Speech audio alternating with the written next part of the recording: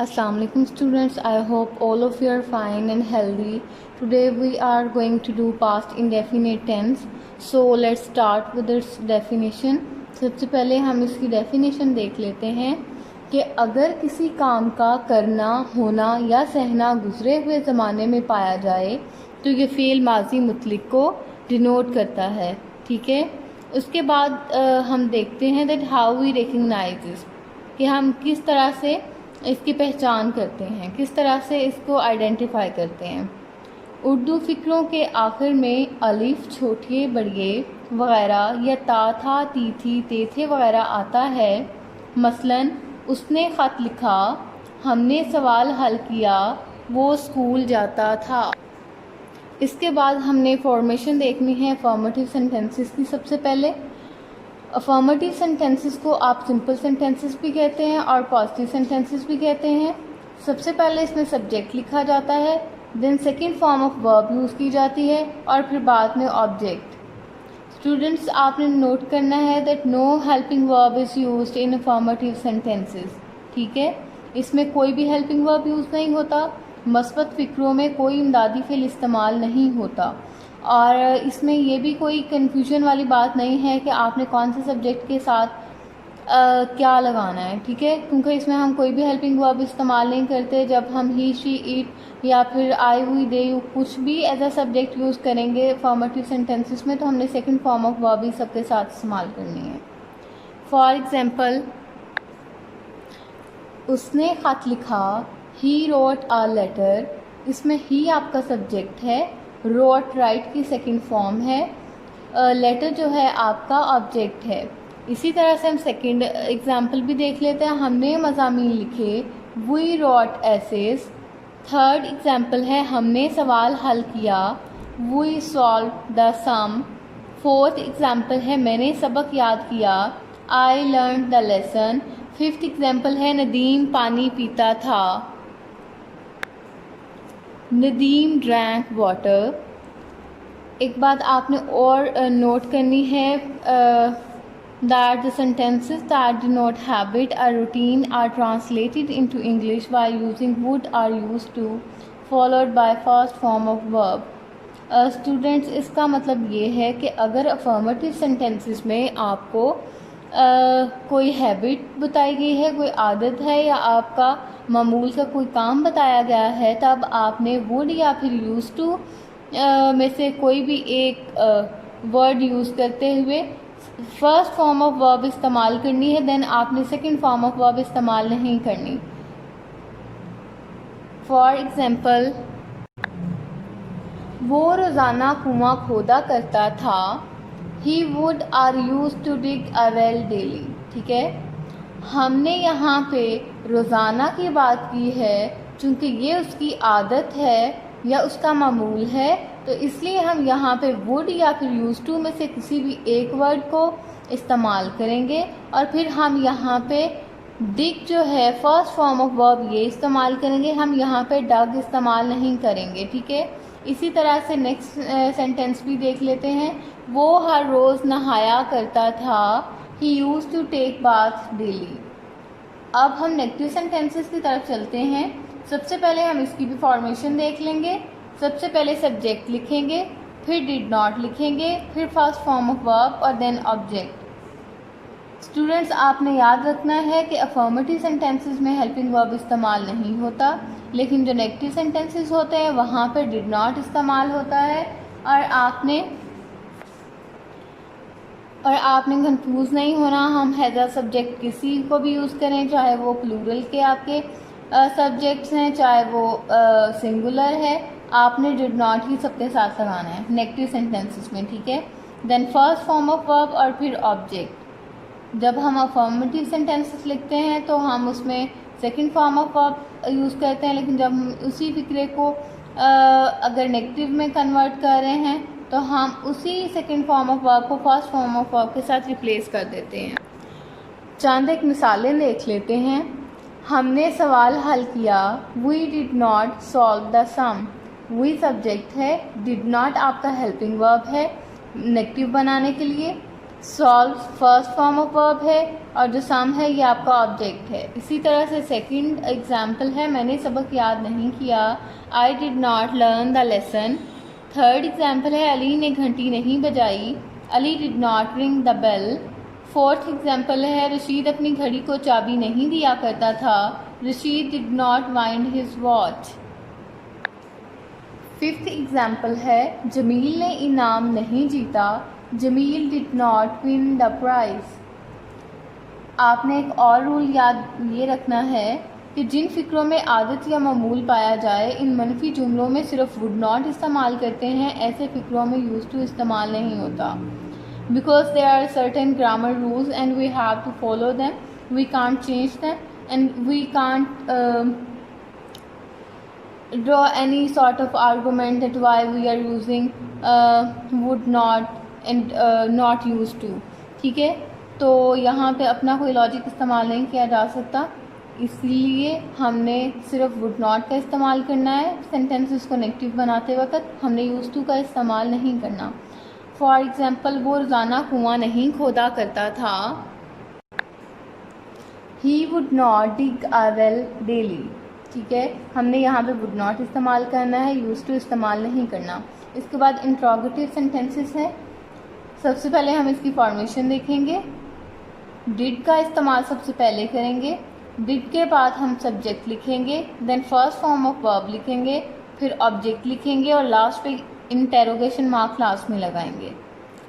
सवालिया जुमलों का तर्जमा करने के लिए इमदादी फेल डिड को फ़िक्रे के शुरू में लगाते हैं, लेकिन जिन फ़िक्रों में आदत या मामूल पाया जाए, इन में वुड फ़िक्रे के शुरू में और आखिर पर सवालिया निशान। ठीक है, फॉर एग्ज़ाम्पल, क्या उसने ख़त लिखा, did he write a letter, क्या हमने सवाल हल किया, did we solve the sum, क्या वो रोज़ाना कुआं खोदा करता था, would he dig a well daily. एक बात आपने और नोट करनी है कि डबल सवालिया जुमलों का तर्जमा करने के लिए सवालिया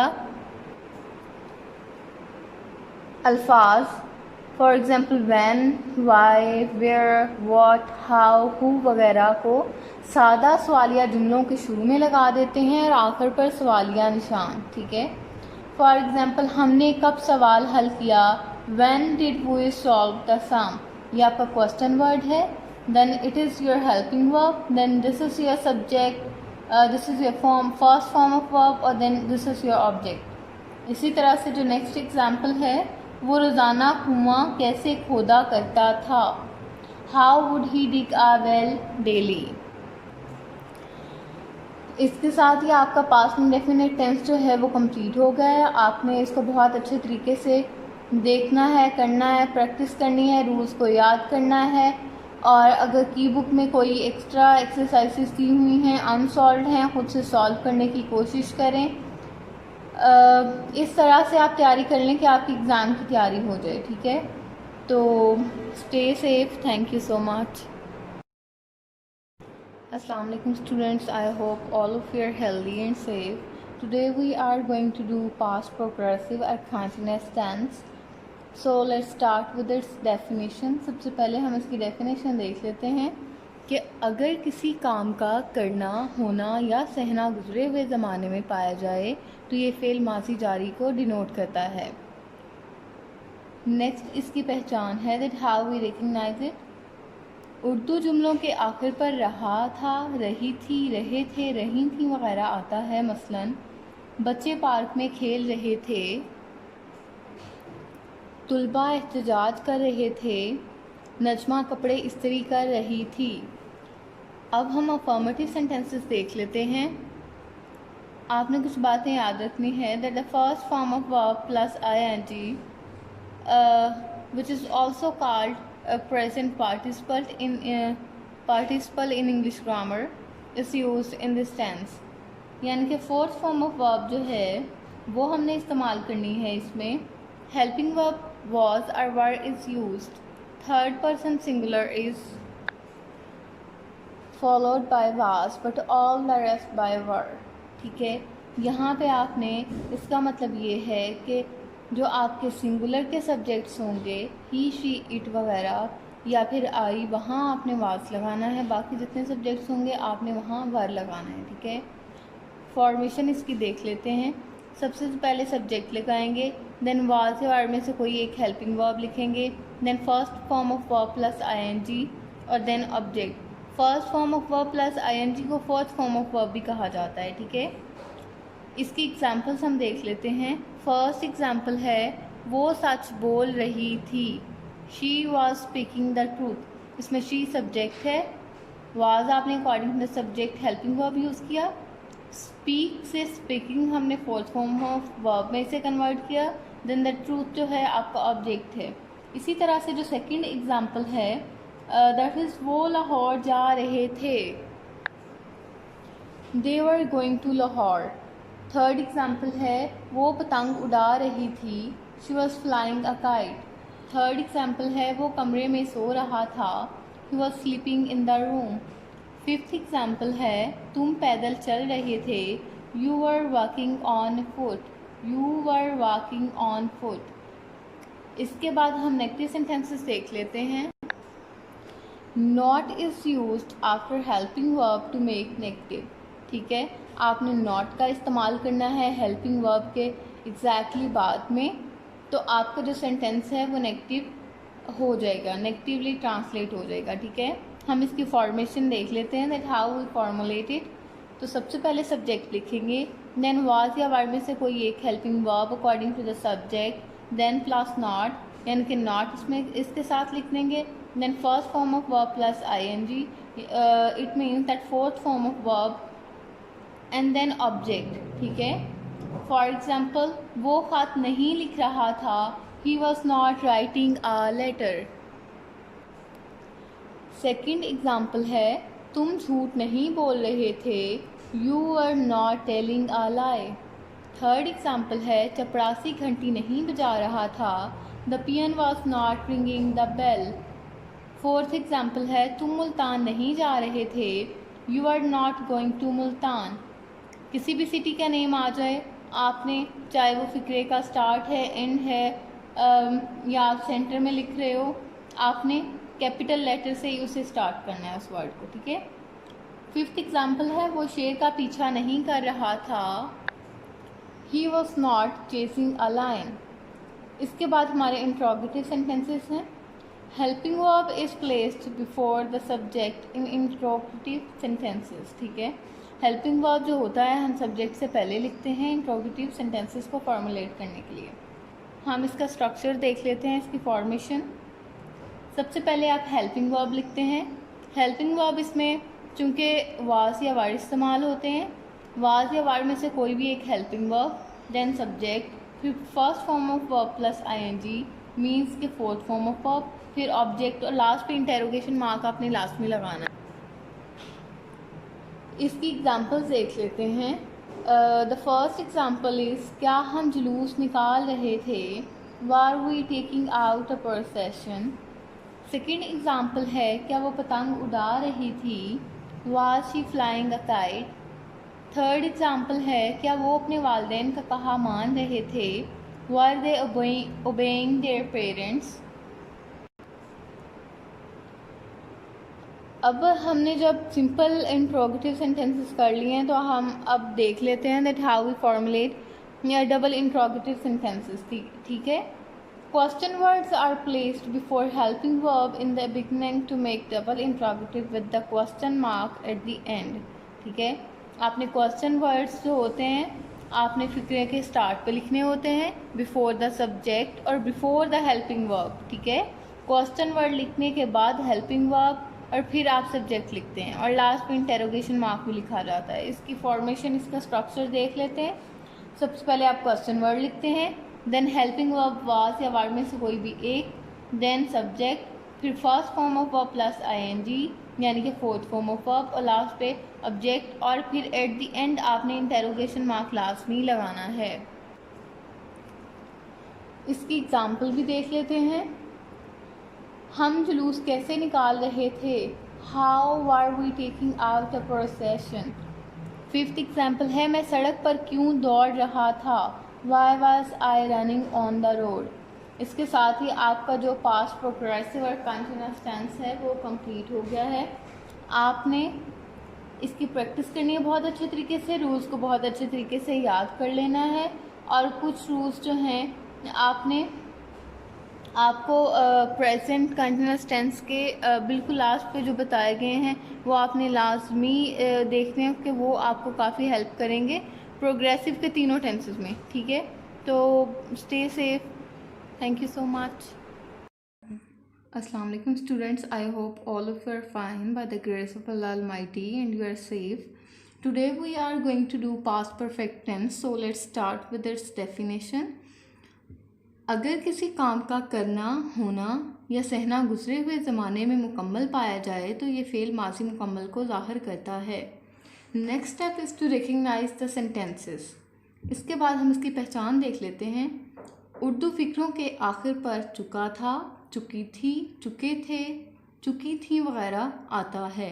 मसलन वो शाम तक घर पहुंच चुका था। सेकंड एग्जाम्पल है मुनीफ वर्जिश कर चुका था। थर्ड एग्जाम्पल है मोची जूते की मरम्मत कर चुका था। इसके बाद हमने फॉर्मेटिव सेंटेंसेस देखने हैं और हमने कुछ रूल्स याद करने हैं। That in this tense third form of verb is used. इस टेंस में थ्रू आउट द टेंस, चाहे आप किसी भी तरह के सेंटेंसेस को फॉर्मुलेट करें, आपने थर्ड फॉर्म ऑफ वर्ब ही इस्तेमाल करनी है। Then helping verb had is used.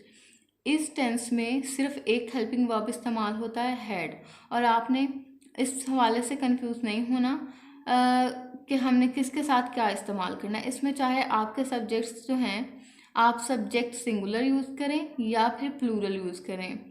इसका मतलब है कि चाहे आप ही, शी, इट में से किसी का इस्तेमाल करें या वाहिद नाम का इस्तेमाल करें, या फिर चाहे दे, आई, वो, यू वगैरह का इस्तेमाल करें, आपने सबके साथ हैड का ही इस्तेमाल करना है। इसके बाद हम इसकी फॉर्मेशन देख लेंगे। सबसे पहले आप सब्जेक्ट लिखेंगे, देन आप हैड लिखेंगे, फिर आप थर्ड फॉर्म ऑफ वर्ब लिखेंगे और फिर आप ऑब्जेक्ट लिखेंगे। हम इसकी एग्जांपल्स देख लेते हैं। फर्स्ट एग्जांपल है वो मैच खेल चुके थे, they had played a match. इसमें दे आपका सब्जेक्ट है, हैड आपने हेल्पिंग वर्ब इस्तेमाल किया, played third form of verb है और मैच आपका ऑब्जेक्ट है। सेकंड एग्जांपल है वो गाना गा चुकी थी, शी हैड संग अ सॉन्ग। थर्ड एग्जांपल है अली चाय पी चुका था, Ali had taken tea. Fourth example है माली पौधों को पानी दे चुका था, the gardener had watered the plants. Fifth example है मैं उसे पहले ही खबर बता चुका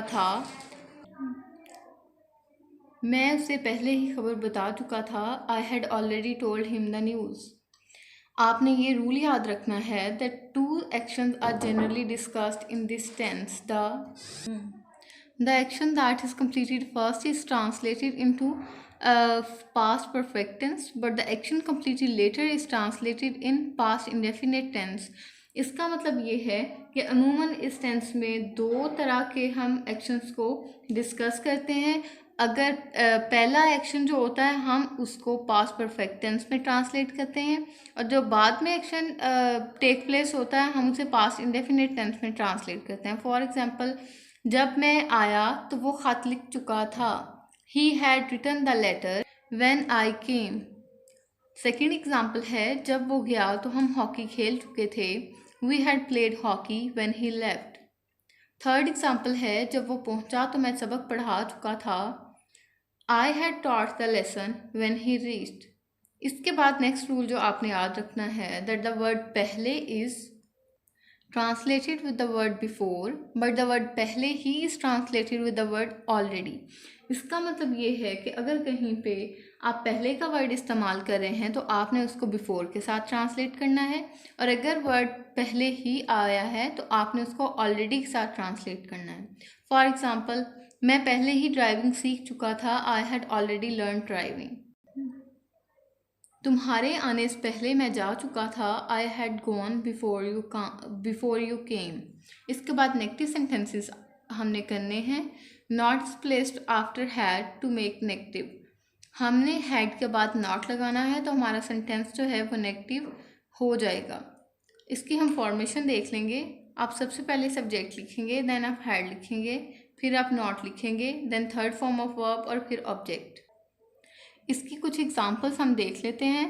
फर्स्ट एग्जांपल है वो पतंग उड़ा नहीं चुके थे, they had not phloem kites. Second example है वो गाना गा नहीं चुकी थी, शी हैड नॉट संग अ सॉन्ग। थर्ड एग्जांपल है वो फैसलाबाद जा नहीं चुका था, he had not gone to Faisalabad.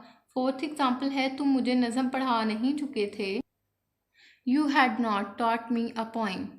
Fifth example है माली पौधों को पानी नहीं दे चुका था, the gardener had not watered the plants. इसके बाद इंटेरोगेटिव सेंटेंसेस हैं। Had is placed before the subject to make interrogative.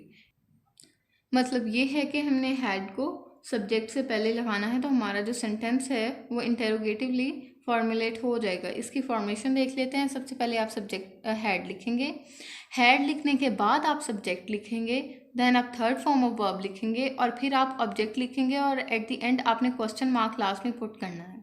इसके भी कुछ एग्जांपल्स हम देख लेंगे। क्या अली पहले ही चाय पी चुका था, had Ali already taken T. और पहले ही वाला रूल मैंने आपको बता दिया है कि इसको हम ऑलरेडी के साथ ट्रांसलेट करते हैं। क्या अली अपना काम कर चुका था, had Ali done his work. क्या चपरासी घंटी बजा चुका था, हैड द पियन रंग द बेल। इसके बाद हमने डबल इंटेरोगेटिव सेंटेंसेस करने हैं, तो उसके लिए question word is use before had to make double interrogative. इसका मतलब है कि आपका जो सेंटेंस आपने इंटेरोगेटिवली सिंपल इंटेरोगेटिवली फॉर्मुलेट किया है, उससे पहले जब आप क्वेश्चन वर्ड लगा देंगे तो आपका सेंटेंस डबल इंटेरोगेटिव बन जाएगा। हम इसकी फॉर्मेशन को सबसे पहले देखेंगे। आप क्वेश्चन वर्ड सबसे पहले लिखेंगे, देन आप हैड लिखेंगे, फिर आप सब्जेक्ट लिखेंगे, फिर आप थर्ड फॉर्म ऑफ वर्ब लिखेंगे, लास्ट पे ऑब्जेक्ट और एट द एंड आपने इंटेरोगेशन मार्क लास्ट में पुट करना है। इसकी भी एग्जांपल्स हम देख लेते हैं। हम हॉकी कैसे खेल चुके थे, how had we played hockey. वो सबक कब याद कर चुका था, when had he learn the lesson. तो आपका पास्ट परफेक्ट टेंस जो है वो कंप्लीट हो गया है। हमने सबसे पहले इसकी डेफिनेशन देखी, देन हमने देखा that how we identify the sentences of the past perfect tense. फिर हमने अफर्मेटिव सेंटेंसेस किए, देन हमने नेगेटिव सेंटेंसेस किए, फिर हमने सिंपल इंटेरोगेटिव और लास्ट पे हमने डबल इंटेरोगेटिव सेंटेंसेस किए। तो स्टूडेंट्स आई होप सो कि आपको सारे रूल्स भी समझ में आ गए हों और फॉर्मेशन और इसका स्ट्रक्चर जैसे भी था। मैंने आपको ये भी बता दिया कि अगर कोई अमूमन इस टेंस में दो तरह के एक्शंस को हम डिस्कस करते हैं, तो पहले जो पहले एक्शन टेक प्लेस वो होता है पहले होता है तो हम उसको पास्ट परफेक्ट टेंस में, और बाद वाले को पास्ट इंडेफिनिट में हम उसका सेंटेंस स्ट्रक्चर करते हैं। और पहले ही का वर्ड किस तरह से इस्तेमाल किया जाता है और किस तरह से हम उसको किन वर्ड्स के साथ बिफोर और ऑलरेडी के साथ हम उसको ट्रांसलेट करते हैं। तो आपने इस टेंस की बहुत अच्छे तरीके से इसके रूल्स को याद करना है, इसकी प्रैक्टिस करनी है। अगर आपके पास अनसॉल्व कोई एक्सरसाइज है तो उसके सेंटेंसेस को पास्ट परफेक्ट टेंस के अकॉर्डिंग आप फॉर्मुलेट करके देखें और इन रूल्स को मद्देनज़र रखते हुए अपने टेंस को बहुत अच्छे तरीके से प्रिपेयर कर लें। Stay safe, thank you so much. Assalamu alaikum students, I hope all of you are fine and healthy. Today we are going to do past perfect progressive tense। तो सबसे पहले हम इसकी डेफिनेशन देख लेंगे। अगर किसी काम का करना, होना या सहना गुजरे हुए ज़माने में मुकम्मल जारी पाया जाए तो ये फ़ेल माजी मुकम्मल जारी को ज़ाहिर करता है। या आप इसको इस तरह भी डिफ़ाइन कर सकते हैं कि जब कोई काम गुजरे हुए ज़माने में कुछ कुछ पूरा कुछ कुछ अधूरा वक़्त या मुद्दत की कैद के साथ हो तो वो भी पास्ट परफेक्ट प्रोग्रेसिव टेंस को ही डिनोट करता है। The next step is to recognise the sentences. तो हम इसकी पहचान देख लेंगे। उर्दू फ़िक्रों के आखिर पर ता रहा था, ती रही थी, ते रहे थे, ती रही थी वगैरह आता है, या सिर्फ रहा था, रही थी, रहे थे, रही थी वगैरह के साथ फ़ेल के वक़्त या मुद्दत का जिक्र आता है। मसलन हम 10 साल से इस शहर में रहते रहे थे, मुमार कल से मकान तमीर कर रहा था, कातिब 10 दिन से किताब लिख रहा था। हमने सबसे पहले अफर्मेटिव सेंटेंसेस करने हैं, लेकिन हमें इस टेंस के हवाले से कुछ बातें याद रखने की ज़रूरत है जो कि हमने throughout the tense follow करनी है। तो first point is in this tense first form of verb plus ing which is also called present participle, is used. The next point is helping verb had been is used. इस tense में throughout the tense आपने had been का इस्तेमाल सिर्फ एक helping verb का इस्तेमाल करना है और सारे सब्जेक्ट्स के साथ, चाहे वो आपको सिंगुलर हो, चाहे वो प्लूरल हो, चाहे कोई नाम हो, सबके साथ आपने सिर्फ हैड बीन का ही इस्तेमाल करना है. So you don't need to worry about this. इस टेंस में हम सिंस और फॉर का इस्तेमाल करते हैं, तो इसलिए मैं आपको बता देती हूँ कि हम सिंस का इस्तेमाल कहाँ पे करेंगे और फॉर का इस्तेमाल कहाँ पे करेंगे. ठीक है, सबसे पहले हम सिंस का यूज़ देखेंगे. Since is use for point of time.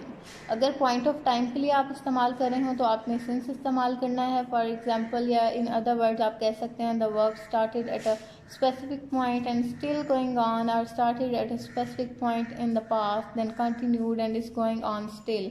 यानी कि कोई काम जो था वो किसी ज़माने में शुरू हुआ लेकिन अभी तक वो जारी है. ठीक है, तो आपने सिंस का इस्तेमाल करना है पॉइंट ऑफ टाइम के लिए. फॉर एग्ज़ाम्पल आप किस किस के साथ सिंस का इस्तेमाल कर सकते हैं. सिंस मॉर्निंग, अगर कोई काम है वो सुबह से शुरू हुआ है तो क्योंकि वो टाइम को पॉइंट आउट कर रहा है ना, पॉइंट ऑफ टाइम के लिए हमने सिंस का इस्तेमाल किया, इसलिए हम कहते हैं since morning, since evening, since 11 o'clock, since August, since 1970, since yesterday, since Monday extra. ठीक है, वक्त अगर पॉइंट ऑफ टाइम को डिनोट करती है कोई बात, वहाँ पे आप सिंस का इस्तेमाल करेंगे. मैंने आपको बता दिया अगर काम सुबह से, दोपहर से, शाम से, कल से या किसी मुकर्रर वक़्त से शुरू हुआ है तो आपने सिंस का इस्तेमाल करना है. किसी महीने का जिक्र है तब भी आपने सिंस का इस्तेमाल करना है. अगर हफ्ते किसी दिन का जिक्र है या किसी तारीख का जिक्र है तब भी आपने सिंस का इस्तेमाल करना है. ठीक है, for is use for period of time और फिक्स पीरियड. ठीक है, फॉर का इस्तेमाल आप पीरियड ऑफ टाइम के लिए करेंगे या अगर कोई पीरियड ऑफ टाइम फिक्स है तो आप उसके लिए फॉर का इस्तेमाल करेंगे. फॉर एग्जांपल फॉर 2 आवर्स, उन्होंने स्पेसिफाई कर दिया ना कि 2 घंटे के लिए, तो इसलिए हम इस्तेमाल करते हैं. फिक्स पीरियड ऑफ टाइम है इसलिए हम कहते हैं for 2 hours. For 10 minutes, for 7 days, for 5 weeks, for 2 months और फॉर सेवरल मंथ्स एक्सेट्रा. यहाँ पे आप फॉर का इस्तेमाल करेंगे. इसके बाद हम फॉर्मेशन कर रहे हैं अफर्मेटिव सेंटेंसेस की. ठीक है, सबसे पहले आप सब्जेक्ट लिखेंगे, देन आप हैड बीन लिखेंगे, फिर first form of verb plus ING लिखेंगे जिसका मतलब है फोर्थ फॉर्म ऑफ वर्ब लिखेंगे, फिर आप ऑब्जेक्ट लिखेंगे, फिर बाद में आप सिंस या फिर फॉर वाली फ्रेज लिखेंगे. हम इसकी कुछ एग्जांपल्स देख लेते हैं. हम 2 घंटे से खेल रहे थे. We had been playing for 2 hours. Second example है अहमद सुबह से गाड़ी चला रहा था. Ahmad had been driving a car since morning. तुलबा 10 मिनट से शोर मचा रहे थे. The students had been making a noise for 10 minutes. कुत्ता शाम से भौंक रहा था. The dog had been barking since evening. हम 3 घंटे से तैर रहे थे. We had been swimming for 3 hours. इसके बाद हम नेगेटिव सेंटेंसेस करने जा रहे हैं. So you need to remember students that not is placed after had to make negative. इसकी हम फॉर्मेशन देख लेंगे. सबसे पहले आप सब्जेक्ट लिखेंगे, देन हेड लिखेंगे, फिर आप नॉट लिखेंगे, देन बीन लिखिएगा, फिर first form of verb plus ING which mean fourth form of verb वो लिखेंगे आप, देन ऑब्जेक्ट लिखेंगे, लास्ट पे आप सिंस और फॉर फ्रेज लिखेंगे. ठीक है, हम इसकी एग्जांपल देख लेते हैं. फर्स्ट एग्जांपल है तुम शाम से अखबार नहीं पढ़ रहे थे. You had not been reading a newspaper since evening. यहाँ पे पॉइंट ऑफ टाइम की बात हो रही है इसलिए हमने सिंस का इस्तेमाल किया. वो 2 घंटे से कुआं नहीं खोद रहे थे. They had not been digging a well for 2 hours. यहाँ पे पीरियड ऑफ टाइम की बात है, 2 घंटे की बात है, इसलिए हमने यहाँ पे फॉर का इस्तेमाल किया. वो 2 दिन से हॉकी नहीं खेल रहे थे. They had not been playing hockey for 2 days. Fourth example है किसान 3 घंटे से हल नहीं चला रहा था. The farmer had not been ploughing the fields for 3 hours. वो शाम से गाना नहीं गा रहे थे. They had not been singing a song since evening. इसके बाद हम इंट्रोगेटिव सेंटेंसेस देखेंगे. Had is place before the subject to make interrogative. ठीक है, फिक्रे को सवालिया बनाने के लिए आप हैड को सब्जेक्ट से पहले लिखेंगे. हम इसकी फॉर्मेशन देख लेते हैं.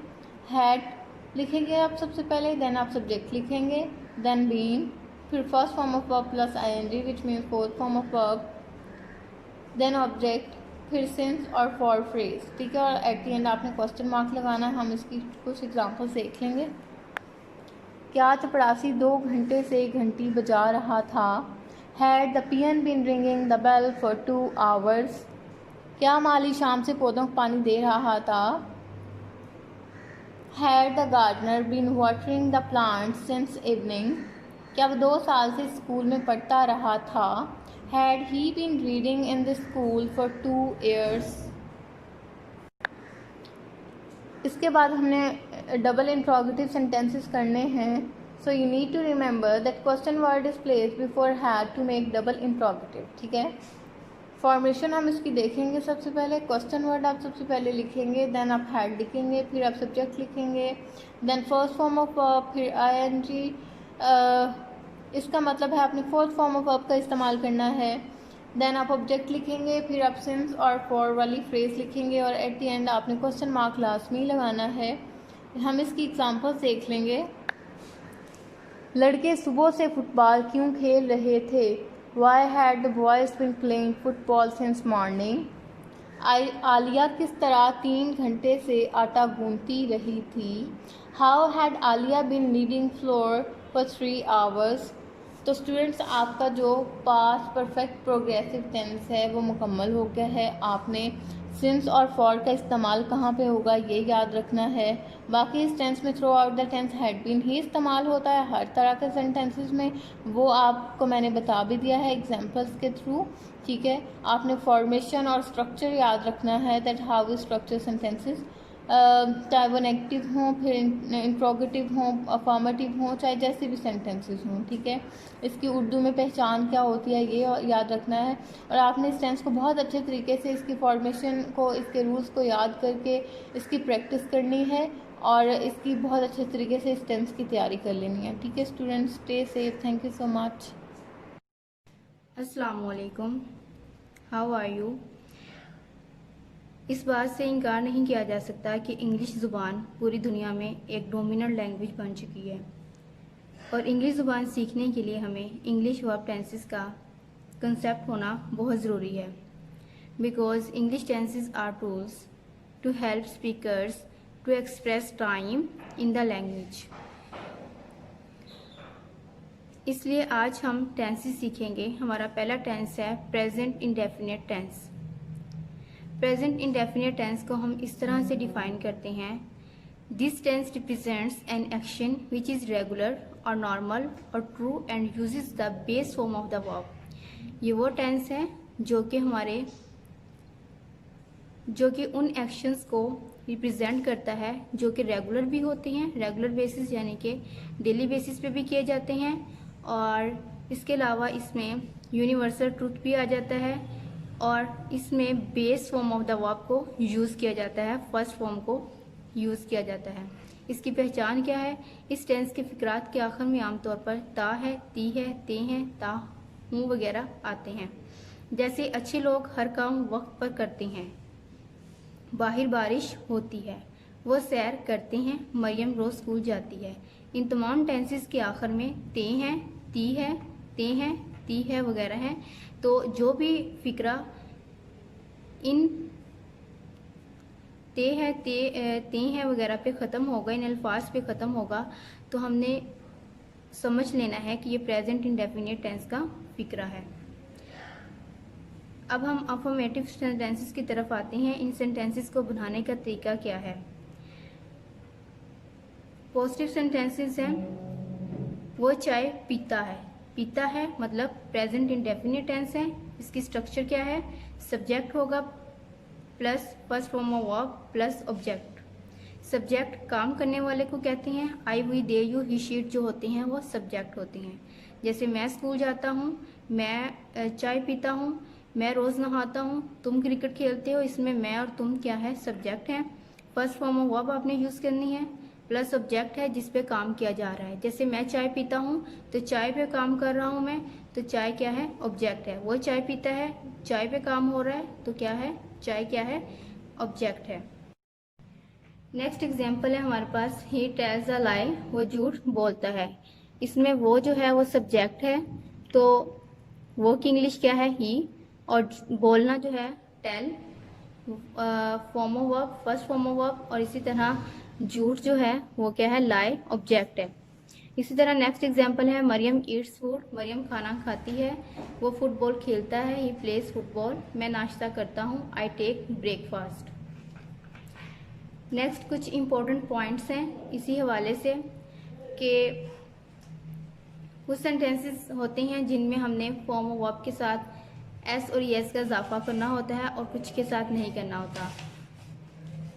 तो इसके लिए ये है कि अगर तो आपके पास ही शी इट और सिंगुलर नाउन है तो उन सेंटेंसेस में आपने वर्ब के साथ एस और यस का एडिशन करना है।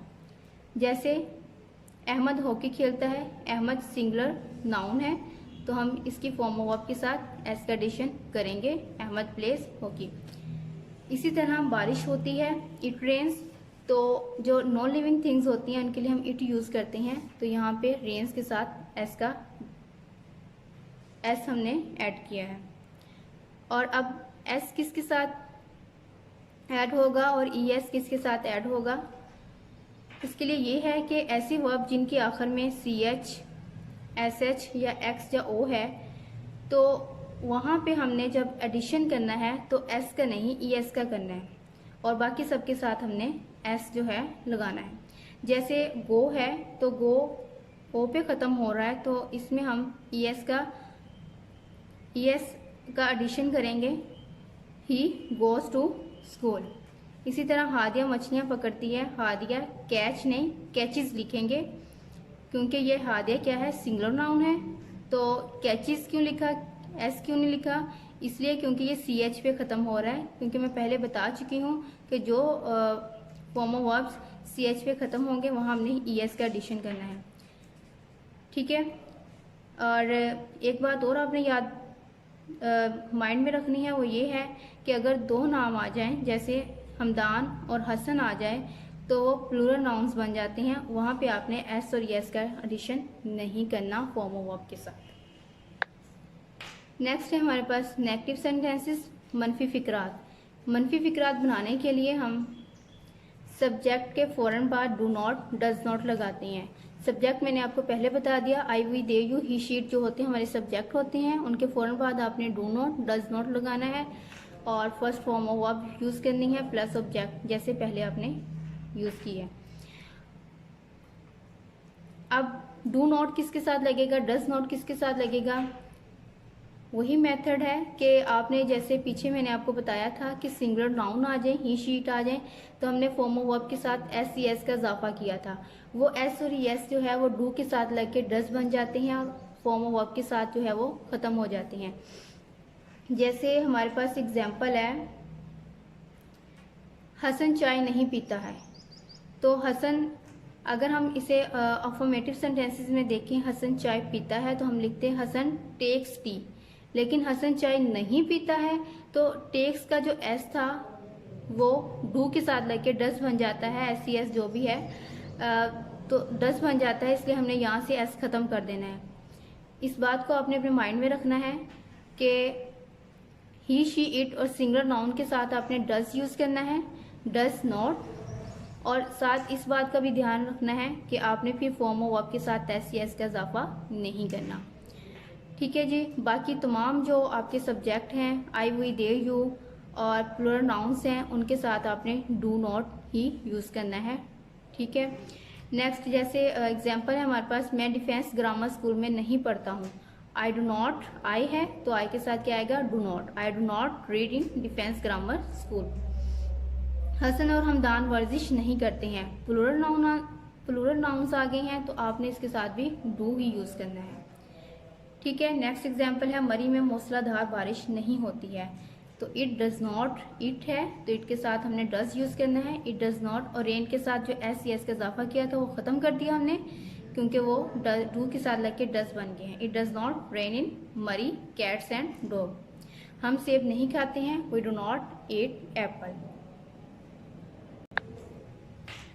नेक्स्ट हमारे पास है इंट्रोगेटिव सेंटेंसेस, सवालिया फिक्रात।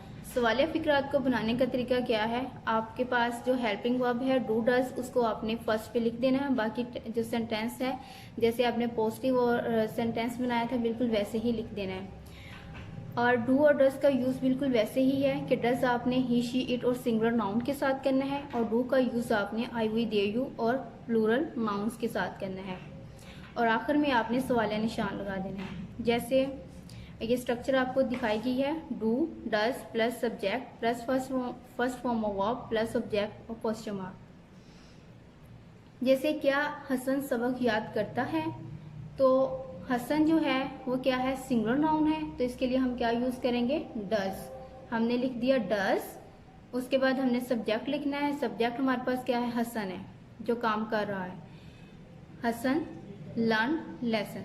इसमें भी आपने इस बात का ध्यान रखना है, जब आपने डज यूज कर लेना है तो फॉर्म ऑफ वर्ब के साथ एस एस का एडिशन नहीं होगा। क्या वो अच्छे खानदान से ताल्लुक रखता है, डज ही है, तो ही के साथ हम डज लगाएंगे। Does he belong to a noble family. क्या मैं अपने खानदान से प्यार करता हूँ, आई है, मैं आई, तो आई के साथ डू लगाएंगे। Do I love my family और क्वेश्चन मार्क। उम्मीद है कि आपको इस टेंस की समझ आई होगी, और अगर आपको कोई सजेशन देना है तो आप प्लीज़ कमेंट हमें कीजिएगा, और अगर आपको ये वीडियो पसंद आई है तो इसके शेयर भी कीजिएगा। Thank you. Assalamu alaikum students, I hope all of you are fine and healthy. Today we are going to do present progressive or continuous tense. हम इसे progressive भी कहते हैं और continuous भी कहते हैं। सबसे पहले हम इसकी definition देख लेंगे। वो फ़ेल जिसमें किसी काम का करना, होना या सहना मौजूदा ज़माने में जारी पाया जाए, फ़ेल हाल जारी को ज़ाहिर करता है। इसके बाद हम इसकी पहचान देख लेंगे, that how we recognize it. ठीक है, उर्दू फ़िक्रों के आखिर पर रहा है, रही है, रहे हैं, रही हैं, रहा हूँ, रही हूँ वगैरह आता है। मसलन मैं चाय पी रहा हूँ, हमज़ा किताब पढ़ रहा है, मवेशी खेतों में चल रहे हैं। इसके बाद हम अफर्मेटिव सेंटेंसेस देख लेते हैं। स्टूडेंट्स, आपने कुछ बातें ज़रूर याद रखनी है। फर्स्ट जो नोट है, that is in this tense first form of verb plus ING, जिसे हम प्रेजेंट पार्टिसिपल भी कहते हैं, प्रेजेंट पार्टिसिपल भी कहा जाता है, फोर्थ फॉर्म ऑफ वर्ब भी इसे कहते हैं। ठीक है, इट्स यूज। इसके बाद सेकेंड पॉइंट जो आपने याद रखना है, that helping verb is M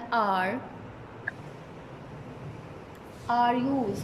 ठीक है, इसमें 3 हेल्पिंग वर्ब इस्तेमाल होते हैं, इज, एम या फिर आर। ठीक है, थर्ड पॉइंट जो है, I is followed by am, third person singular is followed by is, but all the other subjects are followed by are. इसका मतलब ये है कि आई के साथ आपने, जब हम आई को एज अ सब्जेक्ट यूज़ कर रहे होते हैं तो आपने आई के साथ एम इस्तेमाल करना है। थर्ड पर्सन सिंगुलर का मतलब है ही, शी, इट या किसी वाहद नाम के साथ आपने इज़ इस्तेमाल करना है। और बाकी जितने भी आपके प्लूरल के सीगे होंगे, जितने भी सीगे होंगे, वहाँ आपने आर इस्तेमाल करना है। ठीक है, देन हम इसकी फॉर्मेशन देख लेते हैं। सबसे पहले सब्जेक्ट लिखते हैं, फिर इज़, एम या आर में से कोई भी एक helping verb according to the subject, then first form of verb, फिर प्लस आईएनजी और प्लस ऑब्जेक्ट। हम इसकी कुछ एग्जाम्पल्स देख लेते हैं। फर्स्ट एग्जाम्पल है, हम हॉकी खेल रहे हैं, we are playing hockey. Second example है, नदीम पानी पी रहा है, Nadeem is drinking water. Third है, तुम वर्जिश कर रहे हो, you are taking exercise. Fourth example है, मैं अखबार पढ़ रहा हूँ, I am reading a newspaper. हम सड़क पर दौड़ रहे हैं, we are running on the road. इसके बाद हम नेगेटिव सेंटेंसेस देख लेते हैं। Not is used after helping verb in negative sentences. ठीक है, आपने क्या करना है, हेल्पिंग वर्ब के बाद नॉट लगाना है, तो आपका जो फिक्रा है वो नेगेटिव बन जाएगा। हम इसकी फॉर्मेशन देख लेते हैं।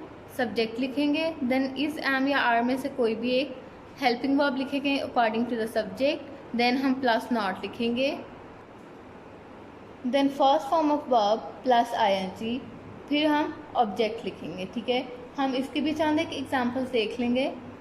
हम हॉकी नहीं खेल रहे हैं, we are not playing hockey. Hamza ख़त नहीं लिख रहा है, Hamza is not writing a letter. Nadeem पानी नहीं पी रहा है, Nadeem is not drinking water. वो नाच नहीं रहे हैं, दे आर नॉट डांसिंग। वो किताब नहीं पढ़ रहा है, he is not reading a book. इसके बाद हम इंट्रोगेटिव देख लेंगे सेंटेंसेस।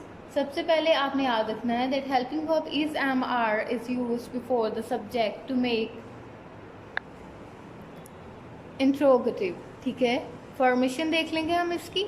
सबसे पहले आप इज एम या आर में से कोई भी एक हेल्पिंग वर्ब लिखेंगे according to the subject, then subject लिखेंगे, देन आईएनजी फॉर्म लिखेंगे। ING form means that your fourth form of verb. ठीक है, और फोर्थ फॉर्म ऑफ वर्ब का मतलब बेटा होता है कि आपने फर्स्ट फॉर्म ऑफ वर्ब के साथ जब आईएनजी लगाना है तो वो आपकी फोर्थ फॉर्म ऑफ वर्ब बन जाएगी, हम जिसे प्रेजेंट पार्टिसिपल भी बोलते हैं ग्रामर में। ठीक है, इसके बाद ऑब्जेक्ट लिखेंगे और देन इंटेरोगेशन मार्क पुट करेंगे। इसकी भी हम चंद एक मिसालें जो हैं वो देख लेंगे। फर्स्ट एग्जांपल है, क्या मैं चाय पी रहा हूँ, am I taking tea. Am जो है आपका हेल्पिंग वर्ब है, आई सब्जेक्ट है, टेकिंग जो है वो फोर्थ फॉर्म ऑफ वर्ब है, देन टी जो है आपका ऑब्जेक्ट है। सेकंड एग्जांपल है कि आलिया किताब पढ़ रही है, is Alia reading a book. क्या हम सड़क पर दौड़ रहे हैं, are we running on the road. Note करना है आपने कि हमने अब डबल इंटेरोगेटिव करने हैं सेंटेंसेस, तो क्वेश्चन वर्ड जो है वो बिफोर द हेल्पिंग वर्ब हम यूज़ करेंगे। ठीक है, the question word is use before helping verb in double interrogative sentences. Formation हम इसकी देख लेंगे। क्वेश्चन वर्ड सबसे पहले लिखेंगे, then helping verb is am are में से कोई भी एक, फिर हम सब्जेक्ट लिखेंगे, देन आईएनजी फॉर्म लिखेंगे। आईएनजी फॉर्म का मतलब है फोर्थ फॉर्म ऑफ वर्ब, यानी कि फर्स्ट फॉर्म ऑफ वर्ब के साथ आपने जब आईएनजी लगा दिया तो वो आईएनजी फॉर्म बन जाएगी। ठीक है, देन ऑब्जेक्ट और फिर क्वेश्चन मार्क। हम इसकी भी कुछ एग्जाम्पल्स जो हैं वो देख लेते हैं। फर्स्ट एग्जाम्पल है, अली अखबार कब पढ़ रहा है, when is Ali reading a newspaper. वो हॉकी कैसे खेल रहे हैं, how are they playing hockey. Six example है आपकी, तुम वर्जिश क्यों कर रहे हो, why are you taking exercise. Students, हमने जो प्रेजेंट प्रोग्रेसिव टेंस के जितने भी बेसिक बातें थी वो कर ली हैं। हमने सबसे पहले इसकी डेफिनेशन देख ली, फिर हमने उसको रिकग्नाइज करने का किस तरह से किया जाता है उसे हम रिकग्नाइज करते हैं वो भी देख लिया। उसके बाद हमने अफर्मेटिव सेंटेंसेस किए, फिर नेगेटिव किए, फिर सिंपल इंटरोगेटिव किए, फिर डबल इंटरोगेटिव किए। और अब मैं कुछ बातें आपको एक्स्ट्रा बता रही हूँ जो कि कंटिन्यूस टेंस में इस्तेमाल होती हैं, चाहे वो प्रेजेंट कंटिन्यूस टेंस हो, चाहे वो पास्ट कंटिन्यूस टेंस हो, चाहे वो आपका फ्यूचर कंटिन्यूस टेंस हो। ठीक है, तो ये बातें बेटा आपने ज़रूर याद करनी है, because it will help you a lot in your exam and future. ठीक है, तो आपने इसको बहुत अच्छे तरीके से इन रूल्स को याद कर लेना है। अगर फॉर्म ऑफ वर्ब के आखिर में ए ई आई ओ यू यानी कि वोवल वर्ड्स आ जाएं तो फॉर्म ऑफ वर्ब के साथ आईएनजी लगाते वक्त वोवल वर्ड्स को ख़त्म कर दिया जाता है। ठीक है, अगर आप सेंटेंस लिख रहे हैं उसमें फॉर्म ऑफ वर्ब के लास्ट पे बिल्कुल ए ई आई ओ यू यानी कि कोई भी वोवल लेटर है तो आप क्या करेंगे, उसको फोर्थ फॉर्म ऑफ वर्ब बनाते वक्त यानी कि आईएनजी लगाने से पहले उस वोवल वर्ड को ख़त्म करेंगे और फिर आईएनजी लगाएंगे। इसकी एग्जांपल देख लेते हैं, जैसे कि मेक से मेकिंग, इसमें ई को काट दिया गया है। ठीक है, नेक्स्ट रूल है, अगर किसी फॉर्म ऑफ वर्ब के आखिर में आई ई हो तो उसे ख़त्म करके वाई लगा दिया जाता है। ठीक है, अगर फॉर्म ऑफ वर्ब है उसके लास्ट पे आई ई आ गया है तो आपने करना क्या है कि आई ई को रिमूव करके वाई के साथ रिप्लेस करना है। ठीक है, लाई से लाइंग, डाई से डाइंग। ठीक है, ये इसकी दो एग्जांपल्स हैं। नेक्स्ट रूल आपने याद रखना है कि अगर किसी फॉर्म का यानी कि अगर किसी फॉर्म ऑफ वर्ब का लास्ट लेटर जो है वो वावल नहीं है लेकिन उससे पहले वाला जो वर्ड है वो वावल है तो आपने क्या करना है, आईएनजी लगाने से पहले जो लास्ट लेटर है उसको डबल कर देना है। फॉर एग्जाम्पल रन से रनिंग, हमने जब रन लिखते हैं तो एन को सिंगल लिखते हैं, जब हम इसको फोर्थ फॉर्म ऑफ वर्ब में कन्वर्ट करते हैं, क्योंकि सेकेंड लास्ट लेटर जो है अब वो आपका वोवल है, तो इसलिए हम लास्ट लेटर जो है उसको डबल करते हैं। सेकेंड एग्जाम्पल है स्टॉप से स्टॉपिंग। थर्ड एग्जाम्पल है बिगिन से बिगनिंग। ठीक है, एक बात और आपने याद रखनी है कि बाज़ औक़ात उर्दू फ़िक्रे के आखिर में रहा है, रही है, रहे हैं वगैरह नहीं आता। ठीक है, कि हम जिस तरह से आइडेंटिफाई करते हैं एक हमारा मेथड होता है, वो नहीं आ रहा अगर वर्ड, तो it doesn't mean that it could not be a present progressive sentence. ठीक है, तो फ़िक्रे की जिसे आप सेंस ऑफ द सेंटेंस बोलते हैं, हम उससे आइडेंटिफाई करते हैं that it is the sentence that we count in present progressive tense. ठीक है, फॉर एग्जाम्पल कुत्ता कुर्सी के नीचे बैठा हुआ है, the dog is sitting under the chair. इसमें रहा है नहीं आया, अलिफ है आया है। ठीक है, लेकिन फ़िक्रे की जो हम जुमले की सेंस ऑफ द सेंटेंस है, हम इसके मफ़हूम से पता चलाते हैं दैट कुत्ते का बैठना अभी जारी है, इसीलिए हम इसे भी प्रेजेंट प्रोग्रेसिव टेंस में ही ट्रांसलेट करते हैं। ऐसे फ़िक्रों का मफ़हूम ये ज़ाहिर करता है कि अभी काम हो रहा है, यानी कुत्ते का बैठना जारी है, लिहाजा ऐसे फ़िक्रों को फ़िलहाल जारी में ही ट्रांसलेट किया जाता है। ठीक है बेटा, आपका जो प्रेजेंट प्रोग्रेसिव टेंस है वो कंप्लीट हो गया है, हमने बहुत डिटेल में किया है। तो आपने बिल्कुल लास्ट में डबल इंटरोगेटिव के बाद वाला जो पोर्शन है वो ऐसे रूल्स का है जो कि तीनों टेंसेस में इस्तेमाल होंगे, चाहे वो प्रेजेंट प्रोग्रेसिव है, पास्ट प्रोग्रेसिव है, फ्यूचर प्रोग्रेसिव है। तो आपने इन रूल्स को बहुत अच्छे तरीके से याद करना है, प्रैक्टिस करनी है, और आप लोग खुद भी नोट्स बनाते जाएं। तो अगर अब बेटा अगर आप लोग ये वाले नोट्स याद कर लेंगे, ये रूल्स याद कर लेंगे, तो it will help you a lot in your exam, in your future life. तो एक दफ़ा याद कर लें और फिर सारा जितना भी आपका टाइम पीरियड होगा आपको बहुत इससे हेल्प मिल जाएगी। ठीक है, तो बहुत अच्छे तरीके से याद कर लें, इसे प्रैक्टिस कर लें। Stay safe, thank you so much. Assalamu alaikum students, I hope all of you are fine and healthy. Today we are going to do present perfect tense. So let's start with its definition. अगर किसी काम का करना, होना या सहना मौजूदा ज़माने में मुकम्मल पाया जाए तो ये फ़ेल हाल मुकम्मल को डिनोट करता है। The next step is to recognize the sentences. तो हम देखते हैं इसकी पहचान। सबसे पहले उर्दू जुमलों के आखिर पर चुका है, चुकी है, चुकी हैं या चुके हैं, लिया है, ली है, लिए हैं, ली हैं वगैरह आता है। मसलन मरी में बर्फ़बारी हो चुकी है, लोग मस्जिद जा चुके हैं, सिपाही ने चोर को गिरफ़्तार कर लिया है। हमने सबसे पहले अफर्मेटिव सेंटेंसेस करने हैं और इसके लिए हमें कुछ बातें याद रखनी हैं। फर्स्ट पॉइंट जो आपने याद रखना है that third form of verb is used in this tense. तो परफेक्ट के जितने भी टेंस होंगे, चाहे वो प्रेजेंट परफेक्ट टेंस हो, पास्ट परफेक्ट टेंस हो, फ्यूचर परफेक्ट टेंस हो, तीनों टेंसेस में थ्रू आउट द टेंस आपने थर्ड फॉर्म ऑफ वर्ब ही यूज़ करनी होती है हर तरह के सेंटेंस के लिए, चाहे वो नेगेटिव हो, इंटेरोगेटिव हो, जैसा भी आपका सेंटेंस हो। नेक्स्ट पॉइंट है कि हेल्पिंग वर्ब हैज़ और हैव इज़ यूज्ड। इस टेंस में आप हैज़ या फिर हैव हेल्पिंग वर्ब इस्तेमाल करेंगे। The next point is third person singular is followed by has but all the rest are followed by have. इसका मतलब ये है कि आपने ही, शी, इट या किसी सिंगल नाम के साथ कि जो कोई वाहद आपका सब्जेक्ट होगा वहाँ पे आपने हैज़ इस्तेमाल करना है, और बाकी के जितने भी आपके सब्जेक्ट्स होंगे उनके साथ आपने हेल्पिंग वर्ब हैव इस्तेमाल करना है। आगे हम इसकी फॉर्मेशन देख लेते हैं। सबसे पहले आप सब्जेक्ट लिखेंगे, देन आप हैज़ या हैव में से कोई एक हेल्पिंग वर्ब लिखेंगे, देन आप थर्ड फॉर्म ऑफ वर्ब लिखेंगे और फिर लास्ट पे आप ऑब्जेक्ट लिखेंगे। हम इसके कुछ एग्जांपल्स देख लेते हैं। फॉर एग्जांपल आलिया खाना पका चुकी है, Alia has cooked food. Second example है मैं चाय पी चुकी हूँ, I have taken tea. Third example है वो मैच जीत चुके हैं, they have won the match.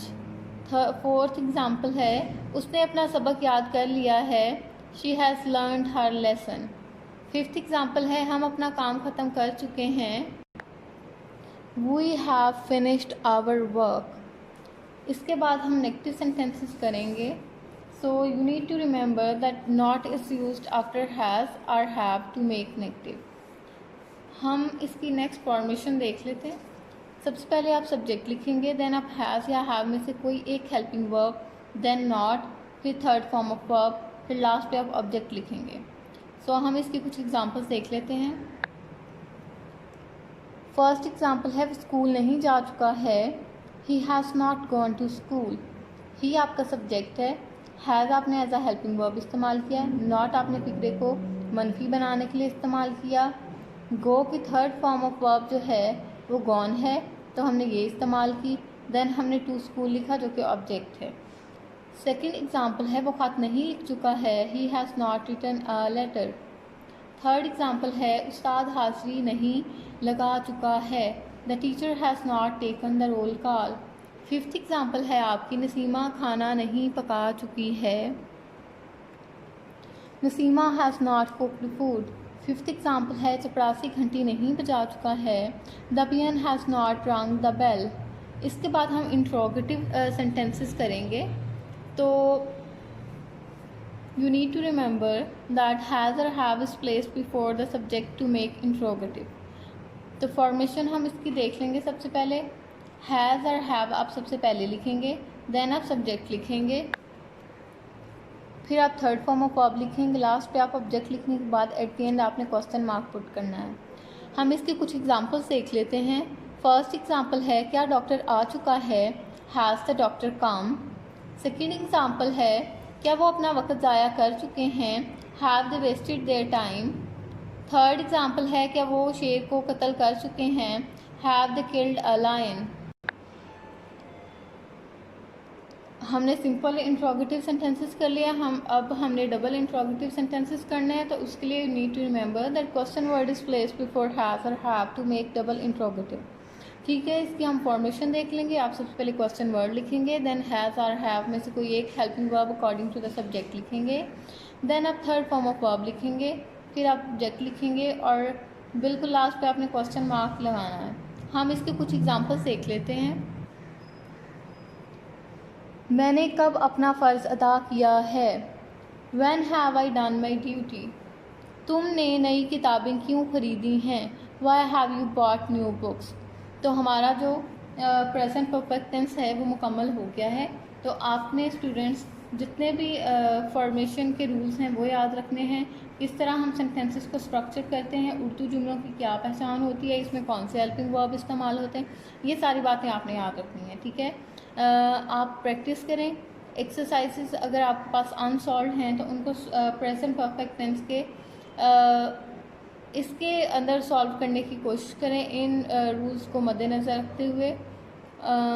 Stay safe, thank you so much. Assalamu alaikum students, I hope all of you are healthy and safe. Today we are going to do present perfect progressive tense. So let's start with its definition. अगर किसी काम का करना, होना या सहना मौजूदा ज़माने में मुकम्मल जारी पाया जाए तो ये फ़िल हाल मुकम्मल जारी को ज़ाहिर करता है। या आप इसको इस तरह भी डिफ़ाइन कर सकते हैं कि जब कोई काम मौजूदा ज़माने में कुछ कुछ पूरा, कुछ कुछ अधूरा, वक़्त या मुद्दत की कैद के साथ हो तो वो भी तो ये भी प्रेजेंट परफेक्ट प्रोग्रेसिव टेंस को ही डिनोट करता है। Then next step is to recognise the sentences. तो उर्दू फ़िक्रों के आखिर पर ता रहा है, ती रही है, ते रहे हैं, ती रही हूँ, ती रही हैं, ता रहा हूँ, ती रही हूँ वगैरह, यह सिर्फ रहा है, रही है, रहे हैं, रही हैं वगैरह के साथ फ़ेल के वक़्त या मुद्दत का जिक्र होता है। मसलन हम 4 साल से मकान में रहते हैं, बच्चा खिलौनों से खेल रहा है, वो 1 घंटे से नहा रहा है। We need to remember some points that first form of verb plus ing is used in this tense, यानी कि आपने फोर्थ फॉर्म ऑफ वर्ब इस्तेमाल करनी है थ्रू आउट द टेंसेस में। The next point is helping verb has been और have been is used. इस tense में आप हेल्पिंग वर्ब जो है वो हैज़ बीन या फिर हैव बीन इस्तेमाल करेंगे। The next point is third person singular is followed by has been but all the rest by have been. इसका मतलब ये है कि आपने ही शी इट यक्सी वाहद नाम के साथ हैज़ बीन इस्तेमाल करना है, बाकी जितने भी आपके सब्जेक्ट्स होंगे उनके साथ आपने हैव बीन इस्तेमाल करना है। इस टेंस में कुछ और रूल्स हैं जो अभी हम करने लगे हैं। इस टेंस में हम सिंस या फिर फॉर का इस्तेमाल करते हैं, तो हम देख लेंगे कि सिंस और फॉर किस चीज़ के लिए इस्तेमाल होता है और हम इसको कहाँ कहाँ पे इस्तेमाल करेंगे। तो शुरू करते हैं। Since is used for point of time, यानी कि it means the work started at a specific point and is still going on, or started at a specific point in the past then continued and is going on still। इसका मतलब ये है कि अगर हमने point of time के लिए इस्तेमाल करना है तो हम सिंस का इस्तेमाल करेंगे। इसका मतलब ये हुआ कि अगर काम किसी ख़ास मखसूस नुक्ते से शुरू हुआ है, किसी मखसूस पॉइंट से स्टार्ट हुआ है और अभी तक वो जारी है, तो और अभी भी हो रहा है, तो हम उसके लिए सिंस का इस्तेमाल करेंगे। फॉर एग्ज़ाम्पल सिंस मॉर्निंग, अगर हम कहते हैं कि काम सुबह से हो रहा है तो हम इस्तेमाल करेंगे सिंस मॉर्निंग, ठीक है, क्योंकि एक स्पेसिफिक पॉइंट है। इसी तरह से since evening, since 11 o'clock, since August, since 1970, since yesterday, since Monday extra. यानी कि अगर घड़ी का कोई टाइम है कि इतने बजे से काम शुरू हुआ है तब भी आप सिंस का इस्तेमाल करेंगे। अगर साल के किसी महीने का जिक्र है तब भी आप सिंस इस्तेमाल करेंगे। अगर कोई आपको डेट बताई हुई है तब भी आप सिंस इस्तेमाल करेंगे। अगर काम ये वो कह रहे हैं कि अगर काम गुज़िश्ता कल से शुरू हुआ है, या सुबह से या दोपहर से या शाम से, तब भी आप सिंस का इस्तेमाल करेंगे। या फिर हफ्ते का कोई दिन है तब भी आप सिंस का इस्तेमाल करेंगे। आगे हम फॉर का इस्तेमाल देख लेते हैं। For is use for period of time और फिक्स पीरियड, ठीक है, कि अगर आपका आपने फ़िक्रे में फिक्स्ड पीरियड ऑफ टाइम को डिनोट करना है तो आप वहाँ पे फॉर का इस्तेमाल करेंगे। For example for 2 hours, for 10 minutes, for 7 days, for 5 weeks, for months, for several years or days etc, ठीक है। यानी कि अगर आपको मखसूस उन्होंने दिया हुआ फिक्स पीरियड ऑफ टाइम दिया हुआ है, 2 घंटे का टाइम है या जितना भी टाइम है, यानी कि वो आपको टाइम काउंट करके बता रहे हैं, ठीक है, तो आपने फॉर का इस्तेमाल करना है। हम इसकी फॉर्मेशन देख लेंगे। सबसे पहले अफर्मेटिव सेंटेंसेस की आप सबसे पहले सब्जेक्ट लिखेंगे, देन आप हैज़ बीन और have been according to the subject इस्तेमाल करेंगे। देन आप first form of verb plus ING. इसका मतलब ये है कि आपने फोर्थ फॉर्म ऑफ वर्ब इस्तेमाल करनी है, फिर ऑब्जेक्ट लिखेंगे, देन आप सिंस और फॉर वाली फ्रेज लिखेंगे, ठीक है। इसके बाद हम एग्जाम्पल्स इसकी देख लेते हैं। हम कल से किताबें पढ़ते रहे हैं। We have been reading books since yesterday. ये आपका सब्जेक्ट है वी। हैव बीन आपने हेल्पिंग वर्ब इस्तेमाल किया। रीड के साथ जब आपने आईएनजी लगा दिया तो ये आपकी फोर्थ फॉर्म ऑफ वर्ब बन गई। बुक्स जो हैं आपकी ये ऑब्जेक्ट हैं। सिंस यस्टरडे, क्योंकि मैंने आपको पहले सिंस और फॉर का इस्तेमाल बता दिया है तो हम सिंस का इस्तेमाल यहाँ पे कर रहे हैं, तो सिंस यस्टरडे सिंस वाली फ्रेज हो गई है, ठीक है। इसी तरह से आपका सेकेंड सेंटेंस है, वो 2 घंटे से वर्जिश कर रहा है। He has been taking exercise for 2 hours। Third example है, वो 2 घंटे से हॉकी खेल रहे हैं। They have been playing hockey for 2 hours। Fourth example है, आलिया सुबह से आराम कर रही है। Alia is taking rest since morning. Fifth example है आपकी, चपरासी 10 मिनट से घंटी बजा रहा है। The peon is ringing the bell for 10 minutes, ठीक है, क्योंकि हमने यहाँ पे पीरियड ऑफ टाइम की बात की है इसलिए हमने फॉर का इस्तेमाल किया। इसके बाद हम नेगेटिव सेंटेंसेस को देखेंगे। So you need to remember that not is placed after has आर। हैव टू मेक नेगेटिव, ठीक है। आप हैज़ या हैव के बाद नेगेटिव का नॉट का इस्तेमाल करेंगे तो आपका सेंटेंस नेगेटिव बन जाएगा, लेकिन आपने बीन से पहले लगाना है, ठीक है। फॉर्मेशन हम इसकी देखेंगे। सबसे पहले आप सब्जेक्ट लिखेंगे, देन आप हैज़ या हैव कोई एक helping verb according to the subject लिखेंगे, देन आप नॉट लिखेंगे, फिर आप बीन लिखेंगे। उसके बाद आप first form of verb plus ING लिखेंगे, देन आप ऑब्जेक्ट लिखेंगे, और बिल्कुल लास्ट पे आपने सिंस और फॉर वाली फ्रेज लिखनी है। यानी कि उसमें अगर सिंस का इस्तेमाल होगा, पॉइंट ऑफ टाइम है तो आप सिंस का इस्तेमाल करेंगे, पीरियड ऑफ टाइम है तो आप फॉर का इस्तेमाल करेंगे, तो वो लास्ट पे आपने वो फ्रेज लिखनी है। हम इसकी कुछ एग्जांपल्स देख लेते हैं। नदीम 10 मिनट से पानी नहीं पी रहा है। Nadeem has not been drinking water for 10 minutes. वो सुबह से ख़त नहीं लिख रहा है। He has not been writing a letter since morning. वो 4 घंटे से नाच नहीं रहे हैं। They have not been dancing for 4 hours. Fourth example है, अली 10 साल से वर्जिश नहीं कर रहा है। Ali has not been taking exercise for 10 years. Fifth example है, आलिया 2 घंटे से आटा नहीं गूंद रही है। Alia has not been kneading flour for 2 hours. ठीक है, इसके बाद हम इंट्रोगेटिव सेंटेंसेस देख लेंगे। हैव और has is placed before the subject to make interrogative. यानी कि आप हैज़ या हैव को सब्जेक्ट से पहले लिखेंगे तो आपका फिक्रा है सवालिया बन जाएगा। हम इसकी सबसे पहले फॉर्मेशन देखेंगे।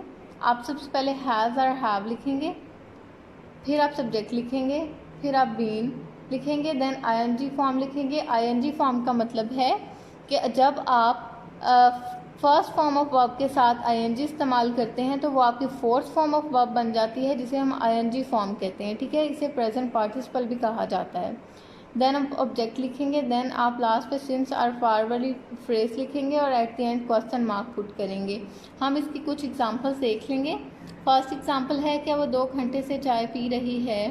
Has he been taking tea for 2 hours. Next example है, क्या रिदा सुबह से अखबार पढ़ रही है। Has Rida been reading a newspaper since morning. क्या वो 2 साल से स्कूल जाता रहा है।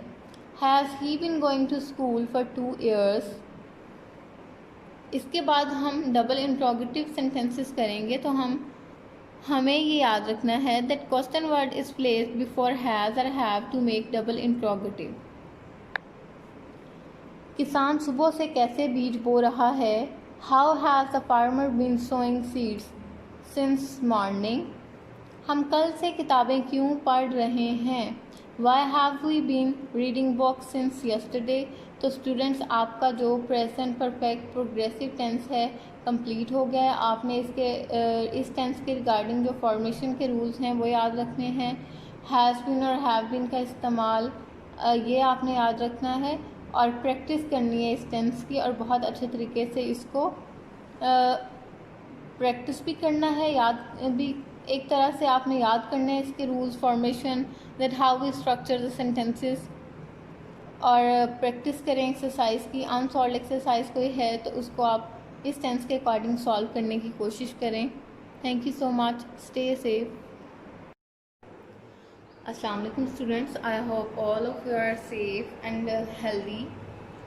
आज हमने फ्यूचर इंडेफिनिट टेंस करना है। सबसे पहले हम इसकी डेफिनेशन देख लेंगे कि अगर किसी काम का करना, होना या सहना आने वाले ज़माने में पाया जाए तो ये फ़ेल मुस्तक़बिल मुतलक को ज़ाहिर करता है। इसके बाद हम इसकी पहचान को देखेंगे कि उर्दू फ़िक्रों के आखिर पर गा, गी, के या ता होगा, ती होगी, ते होंगे वगैरह आता है। मसलन अनवर लाहौर जाएगा। हेडमास्टर साहब शरारती लड़कों को सजा देंगे। थर्ड एग्जाम्पल है, मैं स्वेटर बुनूंगी। ये सारे फ़िक्रे आपको बताते हैं कि ये काम जितने भी हैं आप आने वाले ज़माने में करेंगे, तो इट मीन्स कि ये फ्यूचर इंडेफिनिट टेंस के सेंटेंसेस हैं। अब हम सबसे पहले अफर्मेटिव सेंटेंसेस को देखेंगे कि हम किस तरह से इनको स्ट्रक्चर करते हैं। इसके लिए हम कुछ बातें याद रखनी हैं। That first form of verb is used in this tense. Number 2, helping verb will और शैल इज़ यूज्ड। ठीक है, कि यहाँ एक तो आपने फर्स्ट फॉर्म ऑफ वर्ब इस्तेमाल करनी है इस टेंस में, पूरे टेंस में, चाहे आप कोई भी फिक्रा स्ट्रक्चर करें, चाहे वो अफर्मेटिव हो, नेगेटिव हो, इंटेरोगेटिव हो, डबल इंटेरोगेटिव हो, इंटेरोगेटिव प्लस नेगेटिव हो, ठीक है। तो इस हवाले से आपने फॉर्म ऑफ वर्ब के हवाले से आपने कंफ्यूज नहीं होना, फर्स्ट फॉर्म ऑफ वर्ब ही इस्तेमाल करनी है इस टेंस में। देन आपने हेल्पिंग वर्ब जो है विल या शेल इस्तेमाल करना है। आपने याद रखना है that shall is used with I and we but will with all the other subjects, ठीक है। शेल को सिर्फ आई और वी के साथ इस्तेमाल करना है और बाकी जितने भी आपके सब्जेक्ट्स हैं आपने उनके साथ विल ही इस्तेमाल करना है, ठीक है। इसके बाद हम उसकी फॉर्मेशन को देखेंगे कि हम किस तरह से एक जुमले को फ्यूचर इंडेफिनिट टेंस के अकॉर्डिंग स्ट्रक्चर करते हैं। सबसे पहले हम सब्जेक्ट लिखते हैं, फिर विल या शेल लिखते हैं, then first form of verb लिखते हैं और फिर ऑब्जेक्ट लिखते हैं, ठीक है। उसके बाद एग्जांपल्स हम इसकी देखते हैं। अनवर नज़म लिखेगा, Anwar will compose a poem. Second example है मैं खत लिखूंगा, I shall write a letter. Third example है आपकी हम अपने घर को साफ करेंगे, we shall clean our house. Third example है तुम फूल तोड़ोगे, यू विल प्लक फ्लावर्स, ठीक है। थर्ड एग्जाम्पल है हम मरी जाएंगे, वी शैल विजिट मरी, ठीक है। किसी भी सिटी का नाम आता है तो आपने उसको कैपिटल लेटर से लिखना होता है। आपने एक बात नोट करनी है, when there is stress, promise, intention और threat in the sentence, will is used with I and we but shall with all the others, ठीक है। कि अगर आपको फ्यूचर इंडेफिनिट टेंस के अफर्मेटिव फिक्रे में कोई स्ट्रेस दिया गया है, किसी बात पे जोर दिया गया है, कोई प्रॉमिस है, कोई इंटेंशन बताई गई है या कोई थ्रेट है, तब आपने आई और वी के साथ विल आपका जो हेल्पिंग वर्ब है ये इस्तेमाल करना है और बाकी जितने भी सब्जेक्ट्स होंगे वहाँ पे आपने शेल इस्तेमाल करना है, ठीक है। फॉर एग्ज़ाम्पल मैं हर सूरत अपना वादा पूरा करूँगा, I will fulfil my promise, ठीक है। वैसे तो हम आई के साथ शेल इस्तेमाल करते हैं, लेकिन यहाँ पे मैंने आपको सर्टेन कंडीशंस बताई हैं कि अगर ऐसी कोई सिचुएशन होगी देन आपने आई और वी के साथ विल और बाकी सबके साथ शेल इस्तेमाल करना है। तो इसी तरह इस एग्जाम्पल में भी हम वो कह रहे हैं कि मैं हर सूरत वादा पूरा करूँगा, तो I will fulfil my promise, ठीक है। ये छत ज़रूर टपकेगी, ठीक है। वो कह रहे हैं ज़रूर का लफ्ज़ इस्तेमाल किया गया है, दिस रूफ शैल लीक, ठीक है। यहाँ ज़रूर का लफ्ज़ है इसलिए हम रूफ के साथ हम शैल इस्तेमाल कर रहे हैं, ठीक है, अदरवाइज़ हम विल इस्तेमाल करते हैं। अब इसके बाद हम नेगेटिव सेंटेंसेस देख लेते हैं कि हम किस तरह से उन्हें फॉर्मुलेट करेंगे। तो not is used after will और शैल टू मेक नेगेटिव। अगर आपने फ्यूचर इंडेफिनिट टेंस के फिक्रों को नेगेटिव बनाना है तो सिंपल जो आपके फॉर्मेटिव सेंटेंस की फॉर्मेशन होती है उसी को फॉलो करते हुए सिर्फ आपने जो हेल्पिंग वर्ब विल या शैल फिक्रे में इस्तेमाल होता है उसके बाद आपने नॉट लगाना होता है। फॉर्मेशन हम इसकी देख लेते हैं, सब्जेक्ट, उसके बाद विल या शैल नॉट, फिर फर्स्ट फॉर्म ऑफ वर्ब और देन ऑब्जेक्ट। हम इसकी कुछ एग्जांपल्स भी देख लेते हैं। हम मज़ामीन नहीं लिखेंगे, we shall not write essays. Ali Multan नहीं जाएगा, Ali will not go to Multan. हम दरवाजे पर दस्तक नहीं देंगे, we shall not knock at the door.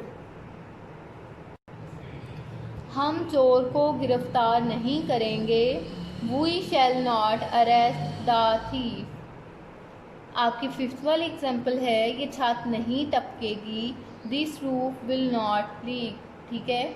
यहाँ पे चूँकि स्ट्रेस नहीं है, ठीक है, इसीलिए हमने रूफ के साथ विल इस्तेमाल किया है। ये नेगेटिव सेंटेंस था, वहाँ एक पिछले फिक्रे में भी विल इस्तेमाल हुआ है इसी तरह से। लेकिन वहाँ पे पॉजिटिव जुमला था और वहाँ पे स्ट्रेस था, इसीलिए हमने इस्तेमाल किया, वहाँ पे हमने शेल इस्तेमाल किया था। ठीक है, तो आपने कंफ्यूज नहीं होना कि जब हमने एक पॉजिटिव फिक्रा किया तो हमने रूफ के साथ शेल इस्तेमाल किया और यहाँ पे हम विल इस्तेमाल कर रहे हैं। वहाँ पे क्योंकि लफ्ज़ ज़रूर आया था, इसीलिए वो कंडीशन और सर्टेन रूल्स की वजह से हमने वहाँ पे शेल इस्तेमाल किया और यहाँ पे हम विल इस्तेमाल कर रहे हैं। अब इंटेरोगेटिव सेंटेंसेस देख लेंगे। आपने एक बात नोट करनी है, दैट शैल और will is placed before the subject to make interrogative. ठीक है, आपने शैल या विल को जो है सब्जेक्ट से पहले लगाना है तो आपका इंटेरोगेटिव सेंटेंस बन जाएगा। इसकी फॉर्मेशन हम देखते हैं, विल या फिर शैल, और विल या शैल हम अकॉर्डिंग टू द सब्जेक्ट लगाते हैं। ठीक है, विल या शैल के बाद हम सब्जेक्ट लिखते हैं, फिर हम फर्स्ट फॉर्म ऑफ वर्ब लिखते हैं, देन ऑब्जेक्ट लिखते हैं और लास्ट पे इंटेरोगेशन मार्क जो है वो पुट करते हैं। हम इसकी कुछ एग्जांपल्स देख लेते हैं। फर्स्ट एग्जांपल है, क्या अनवर नज़म लिखेगा? Will Anwar compose a poem? क्या मैं अपना काम ख़त्म कर लूँगी? Shall I finish my work? क्या हम चोर को गिरफ्तार करेंगे? Shall we arrest the thief? ठीक है, तो इसी तरह से जिस तरह मैंने आपको फॉर्मेशन बताई थी कि सबसे पहले हम शैल इस्तेमाल करते हैं, देन वी आपका सब्जेक्ट है, अरेस्ट आपकी फर्स्ट फॉर्म ऑफ वर्ब है और जो द थीफ है ये आपका ऑब्जेक्ट है।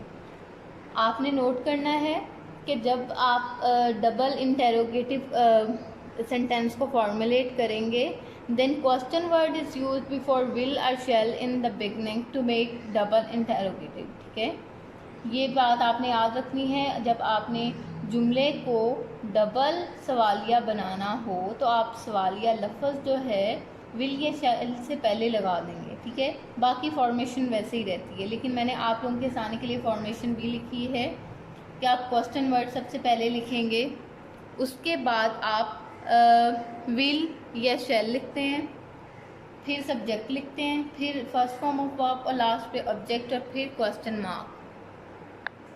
हम इसकी एग्जांपल से देख लेते हैं।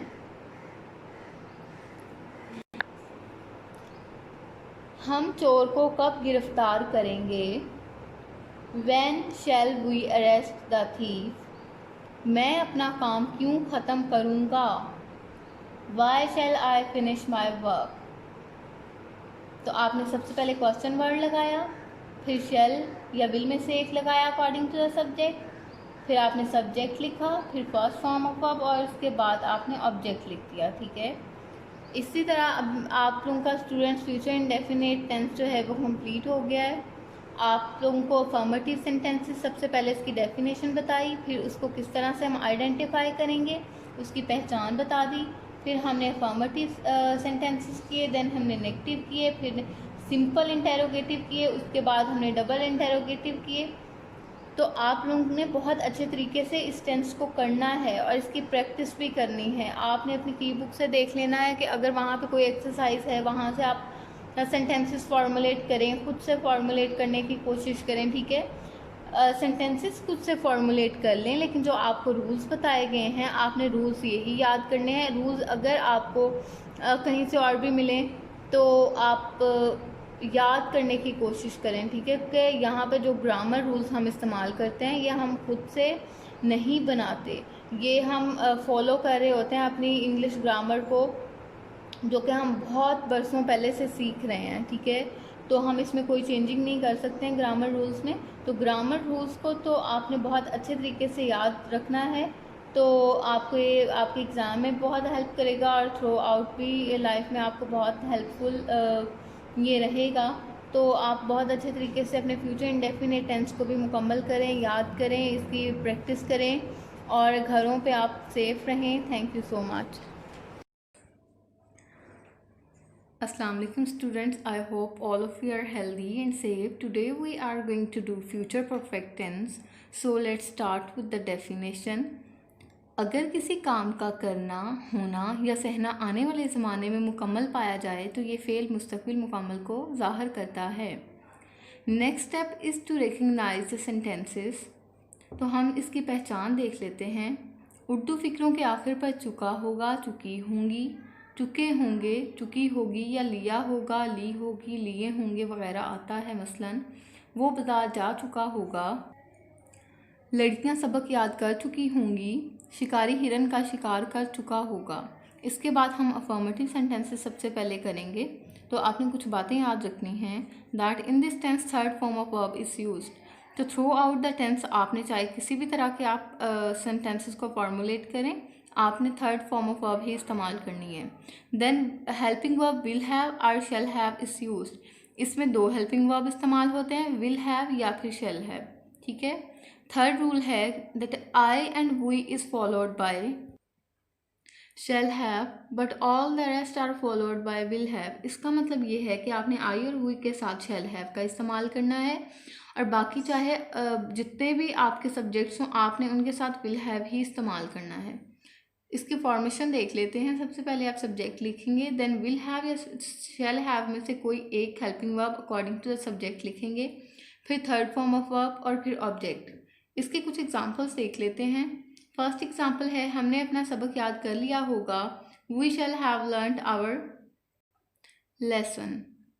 सेकेंड एग्जांपल है, तुम आराम कर चुके होगे, you will have taken rest. Third example है, लड़की किताब चोरी कर चुकी होगी, the girl will have stolen a book. Fourth example है, वो नई गाड़ी खरीद चुकी होगी, she will have bought a new car. Fifth example है, नसीमा खत लिख चुकी होगी, Nasima will have written a letter. आपने रूल याद रखना है that two actions are generally discussed in this tense. The action that is completed first is translated in future perfect tense, but the action completed later is translated in present indefinite tense. इस tense में अमूमन दो तरह के actions को हम discuss करते हैं। जो पहले एक्शन टेक प्लेस होता है हम उसको फ्यूचर परफेक्ट टेंस में ट्रांसलेट करते हैं, और बाद में होने वाले एक्शन को हम प्रेजेंट इंडेफिनिट टेंस में ट्रांसलेट करते हैं। फॉर एग्जांपल, मेरे आने से पहले वो जा चुका होगा, he will have gone before I come. तुलबा के आने से पहले चपरासी घंटी बजा चुका होगा, the peon will have rung the bell before the students come. Next rule जो है, that by is used before the time fall when time of completion of work is given. जब किसी काम के मुकम्मल होने का जिक्र आए तो आपने, और उसके साथ वक़्त का जिक्र हो तो आपने वक़्त का जिक्र करने से पहले बाय का इस्तेमाल करना है। फॉर एग्ज़ाम्पल, वो शाम तक सबक याद कर चुका होगा, he will have learn the lesson by evening. हम सुबह तक घर पहुंच चुके होंगे, we shall have reached home by morning. इसके बाद नेगेटिव सेंटेंसेस हम देखेंगे। Not is used after will और shall but before have to make negative.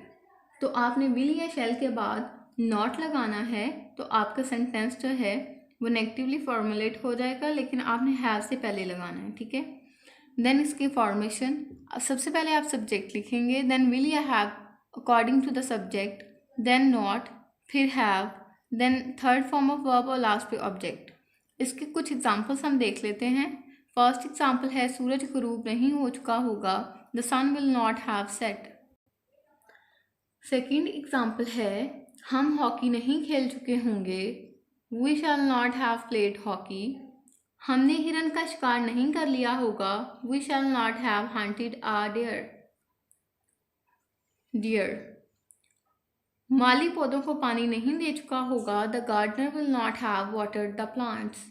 चपरासी घंटी नहीं बजा चुका होगा, the peon will not have rung the bell. इसके बाद हम इंटेरोगेटिव सेंटेंसेस को देख लेंगे। विल और shall is placed before the subject to make interrogative. आप विल या शैल को बिफोर द सब्जेक्ट लगाते हैं इंटेरोगेटिव बनाने के लिए। ठीक है। और हैव को आप सब्जेक्ट के बाद ही लिखेंगे। फॉर्मेशन हम इसकी देख लेते हैं।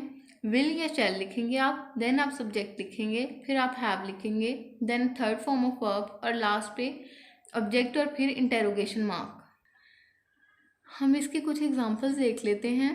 फर्स्ट एग्जांपल है, क्या मेहमान जा चुके होंगे, विल गेस्ट हैव गॉन। क्या मैं चाय पी चुका हूँगा? Shall I have taken tea? क्या बिल्ली चूहे को पकड़ चुकी होगी? Will the cat have caught the rat? आपने इसके बाद हमने डबल इंटेरोगेटिव सेंटेंसेस करने हैं, तो उसके लिए question words are placed before will और shall to make double interrogative. तो आप क्वेश्चन वर्ड जो है विल या शैल से पहले लगाएंगे तो आपका सेंटेंस डबल इंटेरोगेटिवली स्ट्रक्चर हो जाएगा। इसकी फॉर्मेशन हम देख लेते हैं। सबसे पहले आप क्वेश्चन वर्ड लिखते हैं, देन विल या शैल में से कोई एक helping verb, then subject, then have, फिर थर्ड फॉर्म ऑफ वर्ब और लास्ट पे ऑब्जेक्ट लिखने के बाद आप at the end interrogation mark put करते हैं। फॉर एग्जाम्पल, हम कब टेस्ट दे चुके होंगे? When shall we have taken test. हम स्कूल क्यों गए होंगे? Why shall we have gone to school. तो स्टूडेंट्स, आपका फ्यूचर परफेक्ट टेंस जो है वो कंप्लीट हो गया है। आपने इसको बहुत अच्छे तरीके से इसके रूल्स को याद करना है। सब जितने भी आपको affirmative, negative, interrogative, double interrogative sentences के स्ट्रक्चर बताए हैं, उनकी फॉर्मेशन और रूल्स बताए हैं, वो आपने याद करने हैं, उनको फॉलो करना है। अगर आपके पास कोई की बुक है, उसके ऊपर अनसॉल्व्ड एक्सरसाइज है, तो आपने अनसॉल्व्ड एक्सरसाइज को भी सॉल्व करना है। इसकी बहुत अच्छे तरीके से प्रैक्टिस करनी है और इस टेंस की बहुत अच्छे तरीके से प्रेपरेशन करनी है। Thank you so much. Assalamu alaikum students, I hope all of you are healthy and fine. Today we are going to do future perfect progressive tense. So let's start with its definition. अगर किसी काम का करना, होना या सहना आने वाले ज़माने में मुकम्मल जारी पाया जाए तो ये फ़ेल मुस्तक़बिल मुकम्मल जारी को ज़ाहिर करता है। आप इसे इस तरह भी डिफ़ाइन कर सकते हैं कि जब कोई काम आने वाले ज़माने में कुछ कुछ पूरा, कुछ कुछ अधूरा, वक़्त या मुद्दत की कैद के साथ हो, तब भी ये फ्यूचर परफेक्ट प्रोग्रेसिव टेंस को ही डिनोट करता है। The next step is to recognise the sentences. So we will see its recognition, that how we recognize sentences. हम इसकी पहचान देख लेते हैं। उर्दू फ़िक्रों के आखिर पर ता रहा होगा, ती रही होगी, ते रहे होंगे, ती रही होंगी, ता रहा होगा, या सिर्फ रहा होगा, रही होंगी या रहे होंगे वगैरह के साथ फ़ेल के वक़्त और मुद्दत का जिक्र आता है। मसलन, सुबह से बादल गरज रहे होंगे, परिंदे सुबह से हवा में उड़ रहे होंगे, बावर्ची 9 बजे से खाना पका रहा होगा। हमने सबसे पहले अफर्मेटिव सेंटेंसेस करने हैं, लेकिन हमें इस टेंस के रिगार्डिंग कुछ बातें याद रखनी हैं, कुछ रूल्स याद रखने हैं। So the first point is first form of verb plus ing which is also called present participle is used in this tense. इस टेंस में आपने throughout the tense first form of verb के साथ ing लगाना है, यानी कि fourth form of verb इस्तेमाल करनी है। The next point is helping verb will have been और shall have been is used in this tense.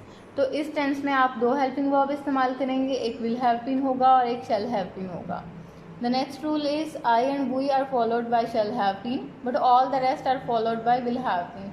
It means that we will use I and we with shall have been. हम इस tense में I और we के साथ shall have been का इस्तेमाल करेंगे। बाकी आपके जितने भी सब्जेक्ट्स होंगे वहाँ पे आपने will have been का इस्तेमाल करना है। इस टेंस में चूँकि हम since और for का इस्तेमाल करते हैं, तो सबसे पहले मैं आपको since और for का इस्तेमाल बता देती हूँ कि हम कहाँ कहाँ पे इस्तेमाल करेंगे। Since is used for point of time. In essence, or you can say in other words, the work started at a specific point and is still going on, or started at a specific point in the past, then continued and is going on still. इसका मतलब ये है कि अगर आपको फ़िक्रे में point of time को translate करना है, तब आप since का इस्तेमाल करेंगे, यानी कि आपको कोई वक्त स्पेसिफिक टाइम दिया गया है जिसे हमें खुद काउंट करना है, तो वहाँ पे आप सिंस का इस्तेमाल करेंगे। For example, since morning, since evening, since 11 o'clock, since August, since 1970, since yesterday, since Monday, etcetera. यहाँ पे हमें अगर फ़िक्रे में उर्दू में फ़िक्रा है वो सुबह से काम कर रहा होगा, तो हम वहाँ पे सिंस का इस्तेमाल करेंगे क्योंकि फ़िक्रा पॉइंट ऑफ टाइम को डिनोट करता है। तो जहाँ पे भी फ़िक्रा पॉइंट ऑफ टाइम को डिनोट करता है तो आपने सिंस का इस्तेमाल करना है। For is used for period of time और फिक्स्ड पीरियड। फॉर का इस्तेमाल हम पीरियड ऑफ टाइम के लिए करते हैं, जिसे हम जिस फ़ेल के वक़्त या मुद्दत को, यानी कि अगर वहाँ पे कोई वर्ब इस्तेमाल हुआ है उसके पीरियड को हमें काउंट नहीं करना पड़ रहा, तो हम वहाँ पे फॉर का इस्तेमाल करेंगे। फॉर एग्ज़ाम्पल फॉर 2 आवर्स, हमें उन्होंने जब खुद बता दिया कि 2 घंटे के लिए काम किया है, तो हमें उन्होंने टाइम को पॉइंट आउट नहीं किया, उन्होंने हमें एग्जैक्टली बताया है कि 2 घंटे के लिए, यानी कि हमें टाइम को काउंट नहीं करना पड़ा, टाइम काउंट किया हुआ है, तो हम वहाँ पे फॉर का इस्तेमाल कर रहे हैं। For 2 hours, for 10 minutes, for 7 days, for 5 weeks, for 2 months, for several months etcetera. अब हमने ये सारे रूल्स तो हमने कर लिए थे सिंस और फॉर के इस्तेमाल से पहले। अब हमने अफर्मेटिव सेंटेंसेस की फॉर्मेशन देखनी है। सबसे पहले आप सब्जेक्ट लिखेंगे, देन आप विल हैव बीन और शैल हैव बीन। आप हेल्पिंग वर्ब का इस्तेमाल अकॉर्डिंग टू द सब्जेक्ट करेंगे, जो कि मैंने आपको बता दिया है। देन आप first form of verb plus ing लिखेंगे, देन आप ऑब्जेक्ट लिखेंगे, फिर आप सिंस और फॉर वाली फ्रेज लिखेंगे, यानी कि जहाँ पे सिंस या फिर फॉर का इस्तेमाल होगा वो वाली फ्रेज़ आपने लास्ट पे लिखनी है। हम इसकी कुछ एग्जांपल्स देख लेते हैं। फर्स्ट एग्जांपल है, वो 2 घंटे से वर्जिश कर रहा होगा। He will have been taking exercise for 2 hours. यहाँ पे ही आपका सब्जेक्ट है, विल हैव बीन आपका हेल्पिंग वर्ब है। यहाँ पे हमने विल हैव बीन इसलिए इस्तेमाल किया क्योंकि हमारा जो सब्जेक्ट है वो सिंगुलर है।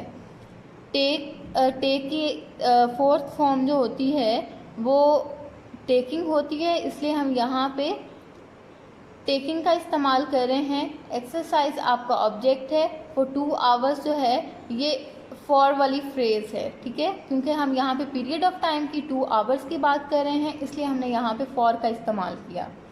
सेकेंड एग्जाम्पल है, वो सुबह से फुटबॉल खेल रहे होंगे। They will have been playing football since morning. यहाँ पे हमने पॉइंट ऑफ टाइम की बात की है, इसलिए हमने यहाँ पे सिंस का इस्तेमाल किया है। मैं जुलाई से वहाँ जा रही हूँगी। I shall have been going there since July. यहाँ भी हमने पॉइंट ऑफ टाइम की बात की है, इसलिए हम यहाँ पे सिंस का इस्तेमाल कर रहे हैं। इमरान 10 मिनट से नहा रहा होगा। Imran will have been taking a bath for 10 minutes.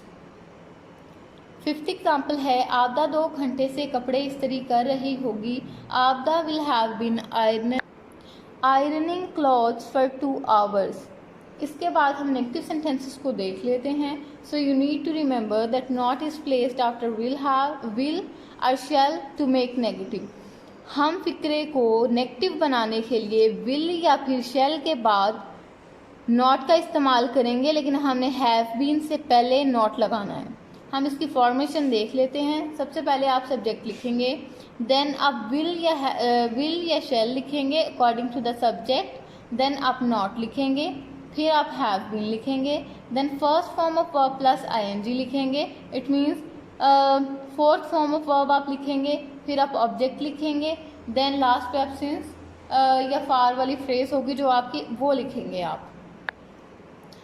हम इसकी एग्जांपल्स कुछ देख लेते हैं। फर्स्ट एग्जांपल है, सूरज सुबह से चमक नहीं रहा होगा। The sun will not have been shining since morning. तो यहाँ पे ये द सन आपका सब्जेक्ट है, विल के बाद आपने फिक्रे में नॉट का इस्तेमाल किया नेगेटिव बनाने के लिए, और हैव बीन को हम बाद में इस्तेमाल करते हैं नॉट के। उसके बाद हमने शाइन की fourth form of verb shining इस्तेमाल की है। देन हमने यहाँ पे पॉइंट ऑफ टाइम की बात की है सुबह से, इसलिए हम सिंस का इस्तेमाल कर रहे हैं, सिंस मॉर्निंग। सेकेंड एग्जाम्पल है, मैं कई सालों से यहाँ नहीं रह रहा हूँगा। I shall not have been living here for several years. Third example है, लड़के 4 घंटे से हॉकी नहीं खेल रहे होंगे। The boys will not have been playing hockey for 4 hours. Fourth example है मैं सुबह से चाय नहीं पी रही हूँगी, I shall not have been taking tea since morning. Fifth example है वो कई घंटों से शोर नहीं मचा रहे होंगे, they will not have been making noise for several hours. इसके बाद हमने इंट्रोगेटिव सेंटेंसेस करने हैं। वी विल यूज विल और shall before the subject to make interrogative, ठीक है। विल और shall is placed before the subject to make interrogative. इसका मतलब है कि आप सब्जेक्ट से पहले विल या शैल का इस्तेमाल करेंगे तो आपका सेंटेंस इंट्रोगेटिव बन जाएगा, सवालिया बन जाएगा। हम इसकी फॉर्मेशन देख लेते हैं, that how will structure the sentence according to the past future perfect progressive tense. Will या शैल आप सबसे पहले लिखेंगे, देन आप सब्जेक्ट लिखेंगे, देन आप हैव बीन लिखेंगे, फिर आप फर्स्ट फॉर्म ऑफ वर्ब लिखेंगे, उसके साथ आप आईएनजी का इजाफा कर देंगे, फिर आप ऑब्जेक्ट लिखेंगे, लास्ट पे आप सिंस या फिर फॉर वाली फ्रेज होगी वो लिखेंगे, और आपने eight the and question mark, जिसे आप इंटेरोगेशन मार्क भी कहते हैं, वो लगाएंगे। हम इसके कुछ एग्जांपल्स देख लेते हैं। क्या वो 2 घंटे से किताब पढ़ रहा होगा? Will he have been reading a book for 2 hours? Second example है क्या वो सुबह से फुटबॉल खेल रहे होंगे? Will they have been playing football since morning? Third example है कि हम 2 महीने से घर खरीद रहे होंगे। Shall we have been purchasing a house for 2 months? इसके बाद हमने डबल इंट्रोगेटिव सेंटेंसेस करने हैं। So question word is placed before will और shall to make double interrogative. आप विल या शैल से पहले क्वेश्चन वर्ड्स का इस्तेमाल करेंगे तो आपके जो सेंटेंसेस होंगे डबल इंट्रोगेटिव बन जाएंगे, यानी कि डबल सवालिया फिक्रे हो जाएंगे। हम इसकी फॉर्मेशन देख लेते हैं। आप सबसे पहले क्वेश्चन वर्ड लिखेंगे, देन विल या शैल में से कोई एक helping verb, then subject, then have been, फिर first form of verb plus ING, यानी कि आप फोर्थ फॉर्म ऑफ वर्ब का इस्तेमाल करेंगे, देन आप ऑब्जेक्ट लिखेंगे, फिर सिंस और फॉर वाली फ्रेज लिखनी है आपने, और लास्ट पे इंटेरोगेशन मार्क लगाना है। एग्जाम्पल्स हम इसकी देख लेते हैं। फर्स्ट एग्जाम्पल है मैं 2 दिन से स्कूल कैसे जाता रहा हूँगा। How shall I have been going to school for 2 days। हम कल से कहानी क्यों लिख रहे होंगे? Why shall we have been writing a story since tomorrow. इसके बाद students I want to share with you that if we use the word मुद्दत से we will translate it with the word since long, ठीक है। Word मुद्दत से is translated with since long. अगर फ़िक्रे में कहीं पे मुद्दत से का लफ्ज़ आ जाए तो आपने सिंस लॉन्ग के साथ उसको ट्रांसलेट करना है। फॉर एग्ज़ाम्पल, वो मुद्दत से यहाँ आता रहा होगा, he will have been coming here since long.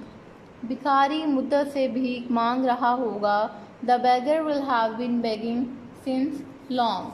तो स्टूडेंट्स, जो आपका फ्यूचर परफेक्ट प्रोग्रेसिव टेंस है वो कंप्लीट हो गया है। हमने हर तरह के सेंटेंसेस भी कर लिए हैं, उनकी फॉर्मेशन भी देख ली है।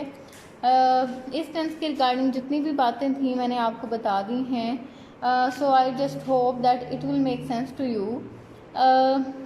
आप इसको बहुत अच्छे तरीके से इसकी फॉर्मेशन को, इसके रूल्स को याद कर लें। आपने कौन सा हेल्पिंग वर्ब इस्तेमाल करना है, किसके साथ करना है, आपने कौन सी फॉर्म ऑफ वर्ब इस्तेमाल करनी है। तो एक दफ़ा अगर मैं रिपीट कर दूं तो आपने fourth form of verb throughout the tense इस्तेमाल करनी है। आई और वी के साथ आप शैल हैव बीन का इस्तेमाल करेंगे। बाकी आपके जितने भी सब्जेक्ट्स होंगे वहाँ पे आप विल हैव बीन का इस्तेमाल करेंगे।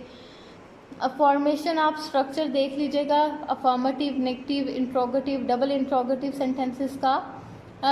तो इस टेंस को बहुत अच्छे तरीके से प्रैक्टिस करें, बहुत अच्छे तरीके से याद कर लें।